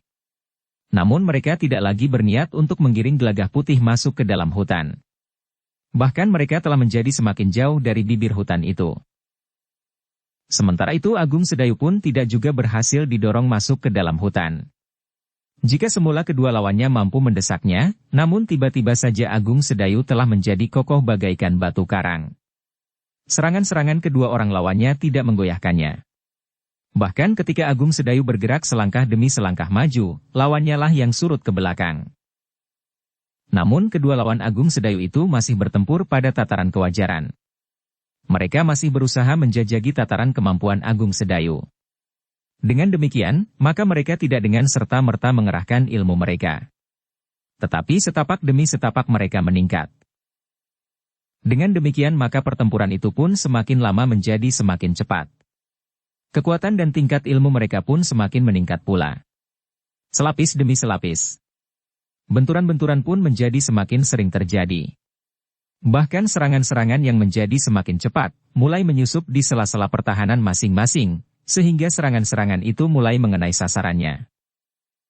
Tetapi daya tahan mereka yang sedang bertempur itu ternyata cukup tinggi. Beberapa kali serangan-serangan lawan sudah mengenai tubuh masing-masing. Namun mereka masih mampu mengatasi rasa sakit, sehingga serangan lawan yang mengenainya itu tidak berbekas sama sekali. Apalagi Agung Sedayu yang telah mengenakan ilmu kebalnya. Namun demikian Agung Sedayu masih belum memberikan kesan bahwa ia telah menjadi kebal. Bahkan ia telah memberikan kesan setiap sentuhan serangan lawannya telah menggetarkannya. Sementara itu bagi Gelagah Putih, pertempuran itu mempunyai arti tersendiri. Ia mendapat kesempatan cukup banyak untuk menilai ilmunya yang berkembang di luar pengamatannya.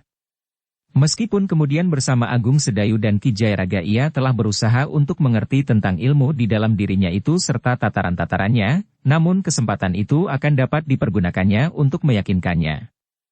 Karena itu, Gelagah Putih telah memperhatikan setiap peningkatan ilmu di dalam dirinya, menyesuaikan dengan tingkat ilmu lawannya. Dengan demikian maka pertempuran itu pun telah berlangsung beberapa lama. Namun keempat orang yang ingin menyingkirkan Agung Sedayu dan Gelagah Putih sebagai usaha untuk sedikit demi sedikit memperlemah kedudukan Mataram, masih belum berhasil. Bahkan rasa-rasanya kedudukan Agung Sedayu dan Gelagah Putih justru menjadi semakin kuat. Keduanya justru bergerak lebih cepat dan serangan-serangan mereka menjadi semakin mantap. Keempat orang yang mendapat kepercayaan untuk membunuh Agung Sedayu dan Gelagah Putih itu pun kemudian menjadi semakin yakin bahwa kedua orang yang harus mereka singkirkan itu benar-benar memiliki ilmu yang sangat tinggi. Namun mereka pun termasuk orang terpilih yang mempunyai bekal yang mumpuni untuk menghadapi keduanya. Karena itu, mereka berdua tidak boleh menyia-nyiakan kepercayaan itu. Mereka yang semula dianggap masing-masing akan dapat menyelesaikan Agung Sedayu dan Gelagah Putih. Namun untuk meyakinkan keberhasilan tugas mereka, maka mereka telah dikirim berempat untuk menghadapi kedua orang itu. Ketika pertempuran itu berlangsung semakin lama, maka keempat orang itu telah meningkatkan ilmu mereka semakin tinggi. Mereka tidak lagi sekedar bertempur dengan kekuatan wajar mereka. Tetapi mereka sudah berlandaskan tenaga-tenaga cadangan dan bahkan mulai merambah ilmu mereka yang mereka andalkan. Agung Sedayu dan Gelagah Putih merasakan peningkatan kemampuan lawan-lawan mereka. Sehingga dengan demikian maka mereka pun telah meningkatkan ilmu mereka sejalan dengan lawan-lawan mereka. Namun dalam pada itu, Agung Sedayu dan Gelagah Putih masih juga berhati-hati menghadapi keadaan. Mereka masih memperhitungkan kemungkinan lain, bahwa keempat orang itu telah datang bersama beberapa orang lainnya yang siap menjebak mereka. Tetapi sudah sekian lama mereka bertempur, namun agaknya yang mereka hadapi memang hanya 4 orang itu. Sementara itu, keempat orang yang merasa bahwa mereka sudah cukup lama menjajaki kemampuan lawannya dan sudah mendapat kepastian bahwa lawan mereka memang berilmu tinggi, maka mereka pun telah sampai pada satu langkah untuk dengan segera menyelesaikan pertempuran itu. Orang yang bercambang, berkumis dan berjenggot lebat itu pun tiba-tiba telah berteriak. Kesempatan yang kami berikan telah cukup. Meskipun begitu, aku masih menawarkan kepada Agung Sedayu dan Gelagah Putih untuk memilih jalan kematian yang kalian kehendaki. Tetapi jika kesempatan ini tidak kalian pergunakan sebaik-baiknya, maka kalian akan mengalami kematian dengan cara yang paling tidak menyenangkan. Tetapi yang terdengar adalah jawaban Gelagah Putih. Katanya, aku akan menghitung sampai 10. Jika kalian tidak menyerah, maka kami terpaksa membunuh kalian. Gila, teriak orang berjenggot lebat itu. Tetapi Gelagah Putih tidak menghiraukannya. Sambil bertempur ia kemudian benar-benar menghitung. 1, 2, 3. Kedua lawannya benar-benar menjadi sangat marah. Karena itu, maka dengan berlandaskan kepada kemampuan ilmu mereka, keduanya telah menyerang Gelagah Putih. Serangannya datang bagaikan prahara yang menghantam dan menghancurkan apa saja yang dilaluinya. Tetapi Gelagah Putih telah bersiap. Karena itu, ketika serangan itu datang, maka ia pun telah mengeterapkan ilmunya untuk menahan serangan lawan, namun Gelagah Putih ternyata tidak terguncang karenanya. Ketika kedua lawannya menyerang hampir berbareng, maka Gelagah Putih sempat mengelak. Bahkan kemudian ia pun telah melenting dengan tangan terayun mendatar. Tetapi ternyata lawannya sempat menghindar pula. Bahkan seorang lawannya yang lain telah membuka serangannya. Sambaran angin yang kencang telah terasa sebelum sentuhan wadaknya. Betapa kuatnya ilmu orang itu, sehingga sambaran angin yang menampar tubuh Gelagah Putih telah menggetarkannya.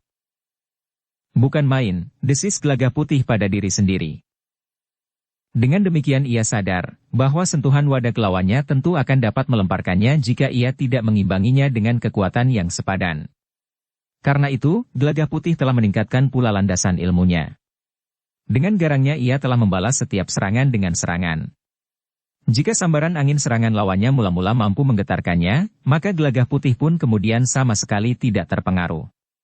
Namun Gelagah Putih tidak dengan serta-merta menunjukkan kemampuannya. Tetapi perlahan-lahan ia membuktikan bahwa ia mampu mengimbangi kemampuan ilmu lawannya itu. Dengan demikian maka Gelagah Putih sama sekali tidak terdesak meskipun ia harus berhadapan dengan dua orang yang berilmu tinggi. Tetapi kedua lawannya telah meningkatkan pula ilmu mereka. Bahkan keduanya pun kemudian telah meningkatkan pula ilmu mereka. Bahkan keduanya pun kemudian telah berlari-lari mengitari Gelagah Putih. Namun sekali-sekali mereka telah melenting dengan cepat sekali, menyerang Gelagah Putih yang berada di pusat putaran mereka. Gelagah Putih tidak mudah terpengaruh oleh putaran itu. Ia tidak mau menjadi bingung dan pening. Karena itu maka ia tidak menghadapi keduanya dengan gejolak perasaannya saja. Tetapi ia pun telah memikirkan cara untuk mengatasinya. Ternyata bahwa kedua lawannya yang meningkatkan kemampuannya itu telah membuat Gelagah Putih menjadi berdebar-debar. Jika semula sambaran angin dari setiap serangan lawannya mampu menampar kulitnya dengan keras, seakan-akan sambaran angin dari setiap serangan lawannya yang dihindarinya itu bagaikan menyemburkan udara yang semakin lama semakin panas. Karena itu, maka bagi Gelagah Putih, keadaan akan menjadi gawat jika ia tidak segera melakukan langkah yang menentukan. Untuk beberapa saat Gelagah Putih memperhatikan serangan-serangan lawannya dengan saksama. Sementara itu terdengar seorang lawannya berkata, "Salahmu sendiri jika kau akan mati dengan cara yang buruk sekali." Gelagah Putih tidak menyahut. Namun ia telah memusatkan perhatiannya kepada satu usaha untuk mematahkan putaran yang menjengkelkan itu. Karena itu, dengan perhitungan yang mapan, maka tiba-tiba saja Gelagah Putihlah yang meloncat menyerang. Dengan meningkatkan daya tahan tubuhnya ia menembus udara panas yang seakan-akan memancar dari ayunan tubuh lawannya.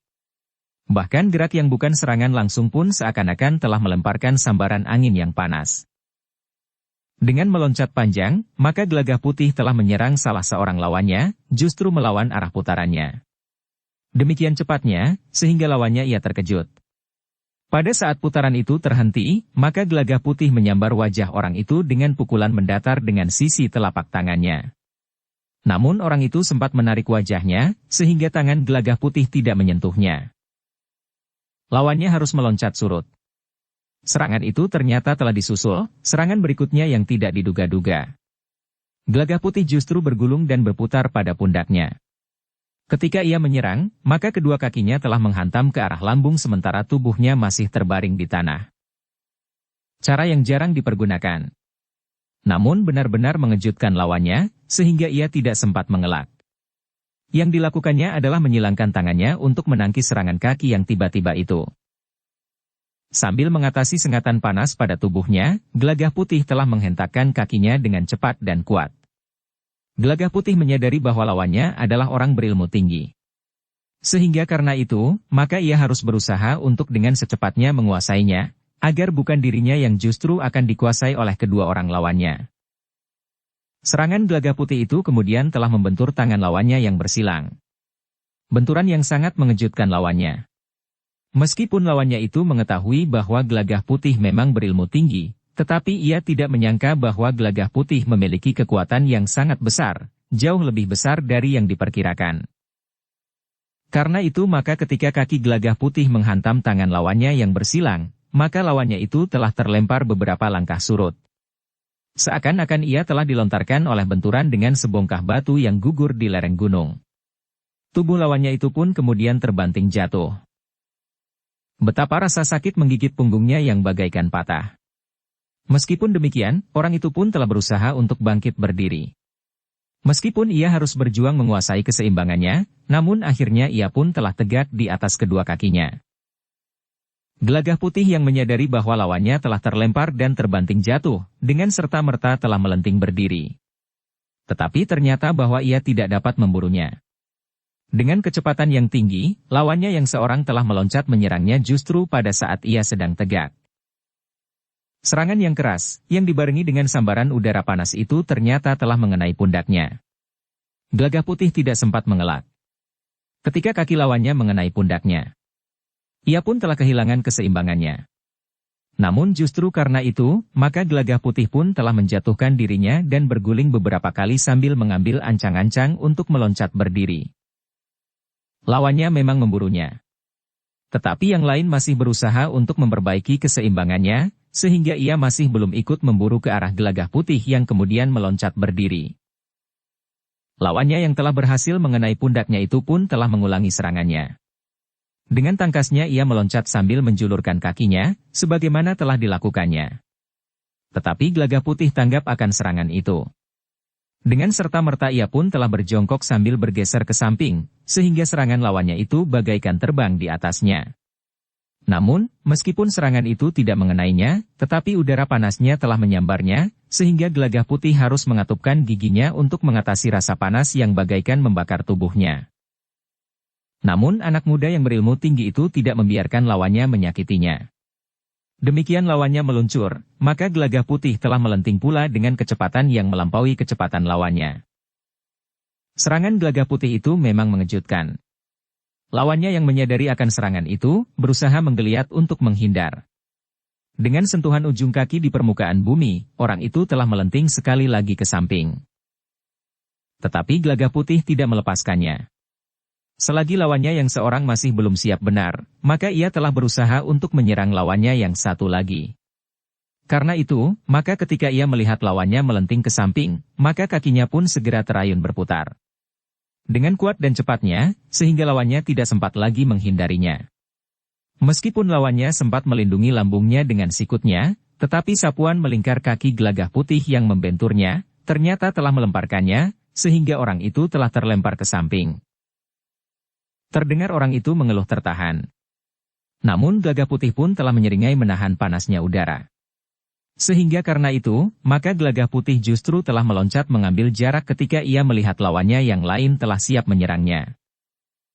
Peningkatan ilmu lawannya memang membuat keadaan menjadi gawat. Panasnya udara hampir tidak lagi teratasi. Sementara itu semakin banyak lawannya bergerak, maka rasa-rasanya ilmu mereka menjadi semakin tajam dan panas pun semakin menusuk tubuhnya. Keringatnya telah terperas membasahi seluruh permukaan kulitnya. Untuk beberapa saat Gelagah Putih berdiri termangu-mangu. Seorang lawannya telah siap untuk bertempur, sementara yang lain telah menggeliat pula dan bangkit berdiri sambil memegang lambungnya. Namun ia pun telah bersiap pula menghadapi pertempuran berikutnya. "Kau memang anak iblis," geram salah seorang lawannya. "Tetapi ternyata bahwa kau mulai ketakutan menghadapi kami." Gelagah putih menggeretakkan giginya. Ia mulai digelitik oleh kemarahan yang memanasi darahnya, meskipun ia tetap sadar bahwa ia tidak boleh kehilangan akal. Tetapi ia pun sadar bahwa ia tidak boleh lengah menghadapi kedua orang lawannya yang ternyata memang berilmu tinggi. Kami tidak mempunyai waktu lagi, geram seorang lawannya. Dan kau pun telah cukup kami beri kesempatan untuk hidup lebih lama. Sekarang, bersiaplah untuk mati. Kau membuat kami semakin muak. Gelagah putih yang memang sudah menjadi semakin marah itu pun menjawab. Baik. Kita akan segera melihat siapakah yang lebih dahulu akan mati. Kalian atau aku? Aku memang berusaha untuk menangkapmu hidup-hidup. Tetapi jika aku tidak dapat melakukannya, maka aku akan membunuhmu saja. Jantung kedua orang lawan gelagah putih itu rasa-rasanya akan meledak mendengar jawaban yang menyakitkan telinga mereka itu. Karena itu, maka mereka pun segera telah berloncatan menyerang. Gelagah putih pun telah bergeser menghindar. Namun dalam pada itu, kedua lawannya itu pun telah berloncatan menyerang susul-menyusul. Menilik gerak lawannya, maka gelagah putih telah mengambil satu kesimpulan. Semakin banyak mereka bergerak, maka udara panas pun semakin banyak mereka lontarkan. Setiap serangan dan bahkan gerakan di sekitar gelagah putih telah menimbulkan getaran dan sambaran angin yang ternyata menjadi semakin panas. Meskipun tangan gelagah putih tidak mengenai wajahnya, tetapi lengannya sendirilah yang telah menyentuh wajahnya itu. Bahkan mendorongnya, sehingga ia tergeser surut dan hampir saja orang itu kehilangan keseimbangan. Aku dapat hangus di dalamnya, berkata gelagah putih. Tetapi gelagah putih masih berusaha untuk mengatasi gigitan udara panas itu, jika sekali-sekali masih mampu mengenai lawannya dan melemparkan mereka sehingga jatuh terbanting di tanah. Gelagah putih masih belum mempergunakan kemampuannya untuk melontarkan ilmunya dari jarak jauh. Ia masih belum sampai pada satu keyakinan bahwa serangan yang demikian akan dapat dengan cepat mengalahkan kedua lawannya. Apalagi kedua lawannya sama sekali tidak memberinya kesempatan untuk membidik dan melepaskan ilmunya itu. Nampaknya mereka pernah mendapat keterangan tentang kemungkinan itu, berkata gelagah putih di dalam hatinya. Sehingga mereka berusaha untuk tidak memberikan peluang sama sekali bagiku untuk melepaskan ilmu itu. Sementara itu, menilik kecepatan gerak lawannya, maka mereka pun akan mampu berloncatan menghindari serangannya, sementara mereka akan dapat membagi diri pada sasaran yang berlawanan arah. Lebih dari itu, gelagah putih masih berusaha untuk menghindari kematian. Karena itu, maka gelagah putih masih tetap bertempur tanpa ilmunya yang mampu dilontarkannya dari jarak jauh. Namun ia telah mengerahkan kemampuan dan kecepatan geraknya, bahkan kekuatan yang menjadi semakin besar. Dengan cara itu, sambil mengerahkan daya tahan tubuhnya untuk menguasai gigitan panasnya udara, maka ia telah mampu mengimbangi kemampuan lawannya.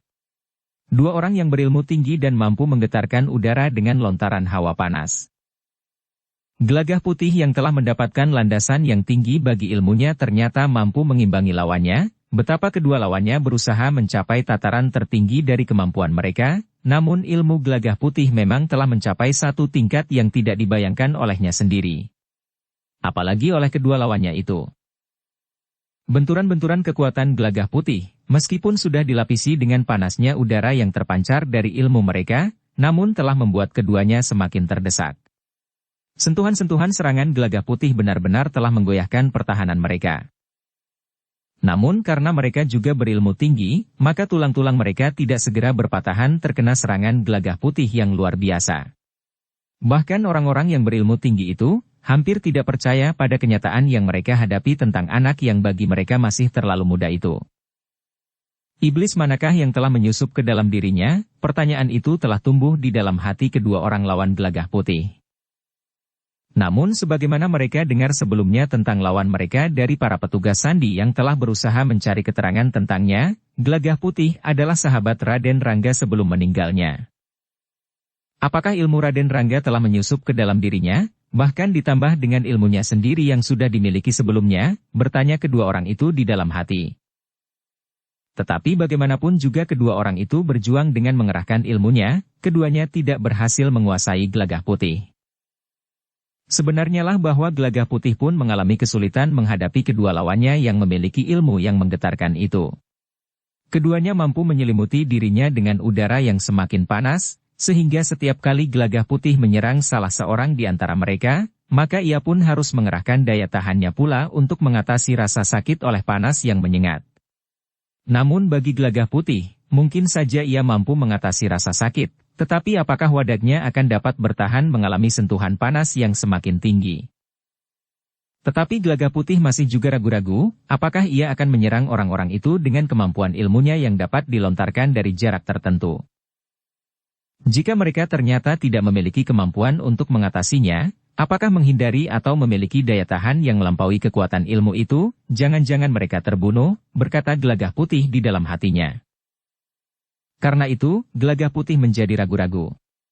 Di satu pihak ia memang tidak mengingkari kemungkinan bahwa ia akan gagal mengalahkan lawannya yang mampu bergerak cepat, mampu menempatkan diri pada arah yang berlawanan, serta tanpa memberi kesempatan kepadanya untuk membangunkan ilmunya, sehingga ia akan dapat mengakhiri pertempuran itu dengan ilmunya yang mampu dilontarkannya dari jarak jauh.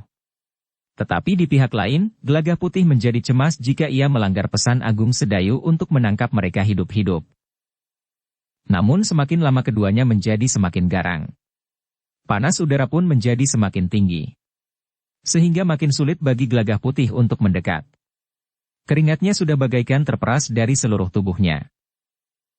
Namun Gelagah Putih adalah seorang anak muda yang memiliki kemampuan ilmu yang bukan saja sangat tinggi. Tetapi ia telah mempelajari beberapa jenis ilmu. Selain memahami ilmu yang disadapnya dari Agung Sedayu pada jalur cabang ilmu Kisah Dewa, Gelagah Putih pun telah menyadap ilmu dari gurunya yang lain, Kiai Jayaraga. Bahkan berbekal ilmu itu, maka seakan-akan dengan tiba-tiba saja telah hadir Raden Rangga yang mendorong ilmunya menjadi semakin maju. Bahkan melontarkan ilmunya dari jarak tertentu. Karena itu, maka Gelagah Putih kemudian telah mengeterapkan di antara ilmunya yang ada di dalam dirinya itu, untuk mengatasi keadaan tanpa kemungkinan yang paling buruk yang dapat terjadi atas kedua lawannya, karena Agung Sedayu telah berpesan agar keduanya dapat ditangkap hidup-hidup. Sebagai murid Kiai Jayaraga yang mampu menyadap berbagai kekuatan yang ada di dalam alam di sekelilingnya, maka Gelagah Putih telah mempergunakan kekuatan air dalam wujudnya yang paling berlawanan dengan panasnya api.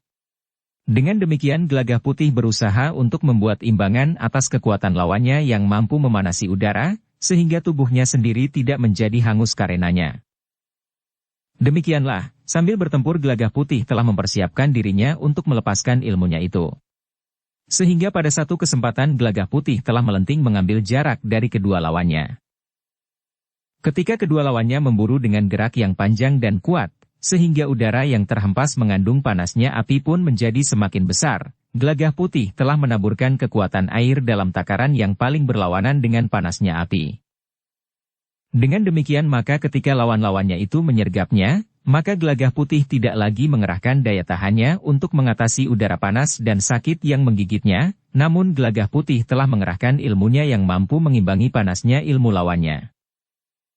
Kedua kekuatan yang berlawanan itu tidak saling membentur. Tetapi panasnya udara bagaikan menyusup di antara udara dingin, dan sebaliknya, sehingga timbul keseimbangan. Sehingga seakan-akan tidak terjadi perubahan apapun pada suhu udara di sekitar arena pertempuran yang semakin dahsyat itu. Mula-mula kedua lawannya tidak merasakan perubahan itu. Apalagi menyadari bahwa ilmunya seakan-akan sudah tidak berarti lagi bagi lawannya.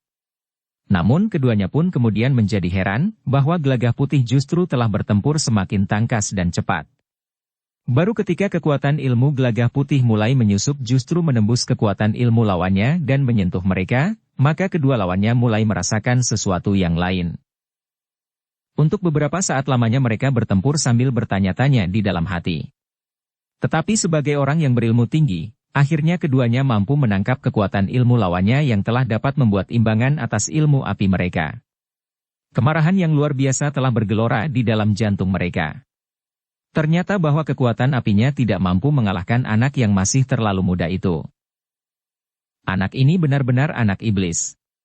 Pada umurnya yang masih sangat muda ia telah mampu melawan ilmu yang jarang ada duanya ini.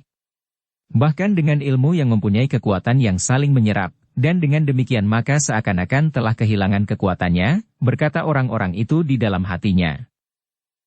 Karena itu, maka keduanya harus mempergunakan kekuatannya yang lain yang akan dapat mendesak lawannya yang masih sangat muda itu. Apalagi karena dalam pertempuran berikutnya, Gelagah Putih yang bergerak dengan cepat, tangkas dan mempunyai kekuatan yang sangat besar itu telah membuat kedua lawannya terdesak. Ternyata bahwa kedua orang itu telah dibekali pula dengan kekuatan lain yang meskipun dalam wujud kewadagan, namun mempunyai kekuatan yang sangat besar. Ternyata bahwa kedua orang itu telah membawa lingkaran-lingkaran bergerigi yang wujudnya memang tidak terlalu besar. Tetapi dengan kemampuan yang tinggi, maka senjata itu benar-benar merupakan senjata yang mengerikan. Senjata yang dengan kemampuan khusus dilemparkan dengan tangan itu, akan menyerang lawannya dengan putaran yang mematikan, mengoyak kulit daging dan bahkan memotong tulang. Gelagah Putih memang berdebar-debar melihat jenis senjata mereka. Ketika tiba-tiba saja ia melihat benda meluncur dari tangan lawannya, maka ia pun menyadari bahwa senjata-senjata kecil itu akan dapat membunuhnya pula, sebagaimana panasnya api yang telah dapat dilunakkannya dengan ilmunya. Ketika satu dua senjata lawannya mulai meluncur, maka Gelagah Putih mulai merasa terlalu sibuk untuk menghindarinya. Karena itulah, maka untuk mengatasinya, ia pun telah mengurai ikat pinggang khususnya. Sementara itu, tidak terlalu jauh dari arena pertempuran antara Gelagah Putih dan kedua lawannya, maka Agung Sedayu pun telah bertempur dengan serunya pula. Ternyata bahwa kedua lawan Agung Sedayu pun adalah orang-orang yang berilmu tinggi pula. Bahkan ternyata bahwa yang dipersiapkan untuk melawan Agung Sedayu yang telah lebih banyak dikenal tingkat ilmunya itu adalah saudara-saudara seperguruan dari kedua lawan Gelagah Putih, yang bahkan mempunyai kekuatan ilmu dalam tataran yang tinggi melampaui saudara-saudaranya yang lebih muda. Karena itu, maka pertempuran yang terjadi antara Agung Sedayu dan kedua lawannya pun telah terjadi dengan sengitnya. Kedua lawan Agung Sedayu yang telah dibekali dengan pengertian tentang kemampuan lawan mereka, memang tidak terkejut melihat Agung Sedayu tataran demi tataran mampu mengimbangi ilmu mereka. Setiap mereka meningkatkan ilmu mereka, maka Agung Sedayu sama sekali tidak mendesak karenanya. Sebagaimana kedua orang lawan Gelagah Putih, maka pada tataran tertentu kedua orang lawan Agung Sedayu telah mempergunakan ilmu yang serupa pula dengan ilmu mereka. Setiap sambaran angin karena gerak tubuhnya, telah memancar udara panas pula. Sehingga karena itu, maka semakin lama udara pun menjadi semakin panas karenanya. Sebagai orang yang memiliki ilmu yang lebih tinggi dari lawan-lawan Gelagah Putih, maka udara pun terasa lebih cepat menjadi panas. Bukan saja serangan langsung yang dilakukan oleh kedua lawan Agung Sedayu itu yang mampu memancarkan panas pada getar udara yang bergerak, tetapi setiap gerakan yang mereka lakukan. Karena itu, maka keduanya pun menjadi semakin lama semakin banyak bergerak mengitari Agung Sedayu. Namun Agung Sedayu telah menyelimuti dirinya dengan ilmu kebal. Karena itulah, maka ia mampu mengatasi tusukan panas pada kulit dagingnya. Sehingga dengan demikian, seakan-akan ilmu itu sama sekali tidak banyak berarti bagi Agung Sedayu. Memang Agung Sedayu masih belum menutup dirinya sama sekali dengan ilmu kebalnya. Ia masih merasakan serangan lawannya yang telah melontarkan udara panas di sekitarnya. Namun perasaan itu sama sekali tidak berpengaruh kepadanya yang memiliki daya tahan yang jarang ada bandingnya. Karena itu, dalam pertempuran selanjutnya, kedua orang lawannya merasa heran, bahwa ilmunya itu sama sekali tidak dapat menggoyahkan apalagi melumpuhkannya, bahkan rasa-rasanya sama sekali tidak berarti apa-apa. Dengan demikian maka kedua orang itu telah mencoba untuk meningkatkan serangan dengan wadak mereka. Bukan saja benturan-benturan kewadagan itu akan dapat mempengaruhi daya tahan lawannya, tetapi semakin banyak mereka bergerak, maka udara panas pun akan semakin banyak terhambur pula. Karena itu maka pertempuran pun semakin lama menjadi semakin seru. Kedua orang lawan Agung Sedayu telah semakin meningkatkan kemampuan mereka, sehingga ketika mereka sampai pada puncak kemampuan yang tertinggi dari tataran yang tertinggi pula, maka dari ubun-ubun mereka nampak asap putih yang mulai mengepul. Agung Sedayu memang melihat asap putih yang mengepul dari ubun-ubun kedua orang lawannya itu. Sebagai orang yang berilmu tinggi, maka ia pun dapat menilai pertanda yang dilihatnya itu. Agaknya kedua orang lawannya benar-benar telah sampai pada puncak kemampuan mereka. Namun Agung Sedayu telah mengeterapkan ilmu kebalnya pada tataran yang tinggi pula. Karena itu, maka ia pun merasa bahwa tubuhnya telah dilindungi dari serangan lawannya. Tetapi ketika benturan-benturan berikutnya terjadi, maka Agung Sedayu terkejut. Ternyata ilmu lawannya benar-benar tinggi. Meskipun ia telah mengeterapkan ilmu kebalnya pada tataran yang tinggi, Namun ternyata panasnya ilmu lawannya masih juga mampu menggoyahkan pertahanannya, menyusup pada selimut ilmu kebalnya. Bukan main, geram Agung Sedayu. Dengan demikian maka Agung Sedayu memang harus lebih berhati-hati menghadapi kenyataan itu. Apalagi ketika pertempuran itu menjadi semakin cepat dan loncatan-loncatan menjadi panjang dan kuat, maka serangan-serangan yang tidak mengenai sasaran telah menyentuh dahan dan batang-batang perdu. Agung Sedayu harus melihat kenyataan, bahwa ranting dan dahan-dahan yang tersentuh tangan kedua orang itu telah mengepulkan asap pula. Luka-luka bakar telah nampak pada dahan dan ranting-ranting itu, dan bahkan daun-daun pun telah menjadi hangus pula karenanya. Luar biasa, desis Agung Sedayu di luar sadarnya. Ternyata kau benar-benar anak iblis, geram orang yang berilmu tinggi itu. Akhirnya aku tahu bahwa kau berilmu kebal. Tetapi panas api di tanganku akan mampu menembus ilmu kebalmu. Bukan sekedar semburan udara panas karena ayunan tubuhku, tetapi tubuhku sendiri sudah menjadi bara. Aku tidak menyangkal, sahut Agung Sedayu. Tetapi bukan berarti bahwa aku harus menyerah kau bantai di sini. Ilmu kebalmu tidak akan menyelamatkanmu, berkata salah seorang dari kedua lawannya itu kemudian. Namun Agung Sedayu telah berusaha meningkatkan ilmu kebalnya pula. Adalah ciri ilmu kebal yang dimiliki oleh Agung Sedayu, bahwa pada puncaknya ilmu kebal itu juga mempunyai akibat yang mirip dengan ilmu lawannya. Ilmu kebal Agung Sedayu pada tataran puncaknya juga mempengaruhi suhu udara di sekitarnya. Karena itu, maka lawannya pun mulai merasa bahwa udara memang menjadi panas. Getaran yang berbeda dari getaran di dalam dirinya membuat panasnya udara itu mempengaruhi kedua lawannya yang tidak terpengaruh oleh panasnya sendiri. Setan alas, orang itu mengumpat. Mereka pun menjadi semakin yakin bahwa Agung Sedayu adalah orang yang luar biasa, yang jarang terdapat duanya. Namun meskipun Agung Sedayu mampu menahan pengaruh panas lawannya, tetapi pakaiannya ternyata tidak mampu bertahan. Di sana-sini, pakaiannya yang tersentuh serangan lawannya koyak dan berbekas luka bakar. Tetapi Agung Sedayu tidak membiarkan pakaiannya terkoyak habis oleh panasnya api lawan. Karena itu, maka ia pun telah bergerak semakin lama semakin cepat pula. Bersambung ke bab 332. Dukung kami dengan subscribe, follow, like, komen dan share. Terima kasih.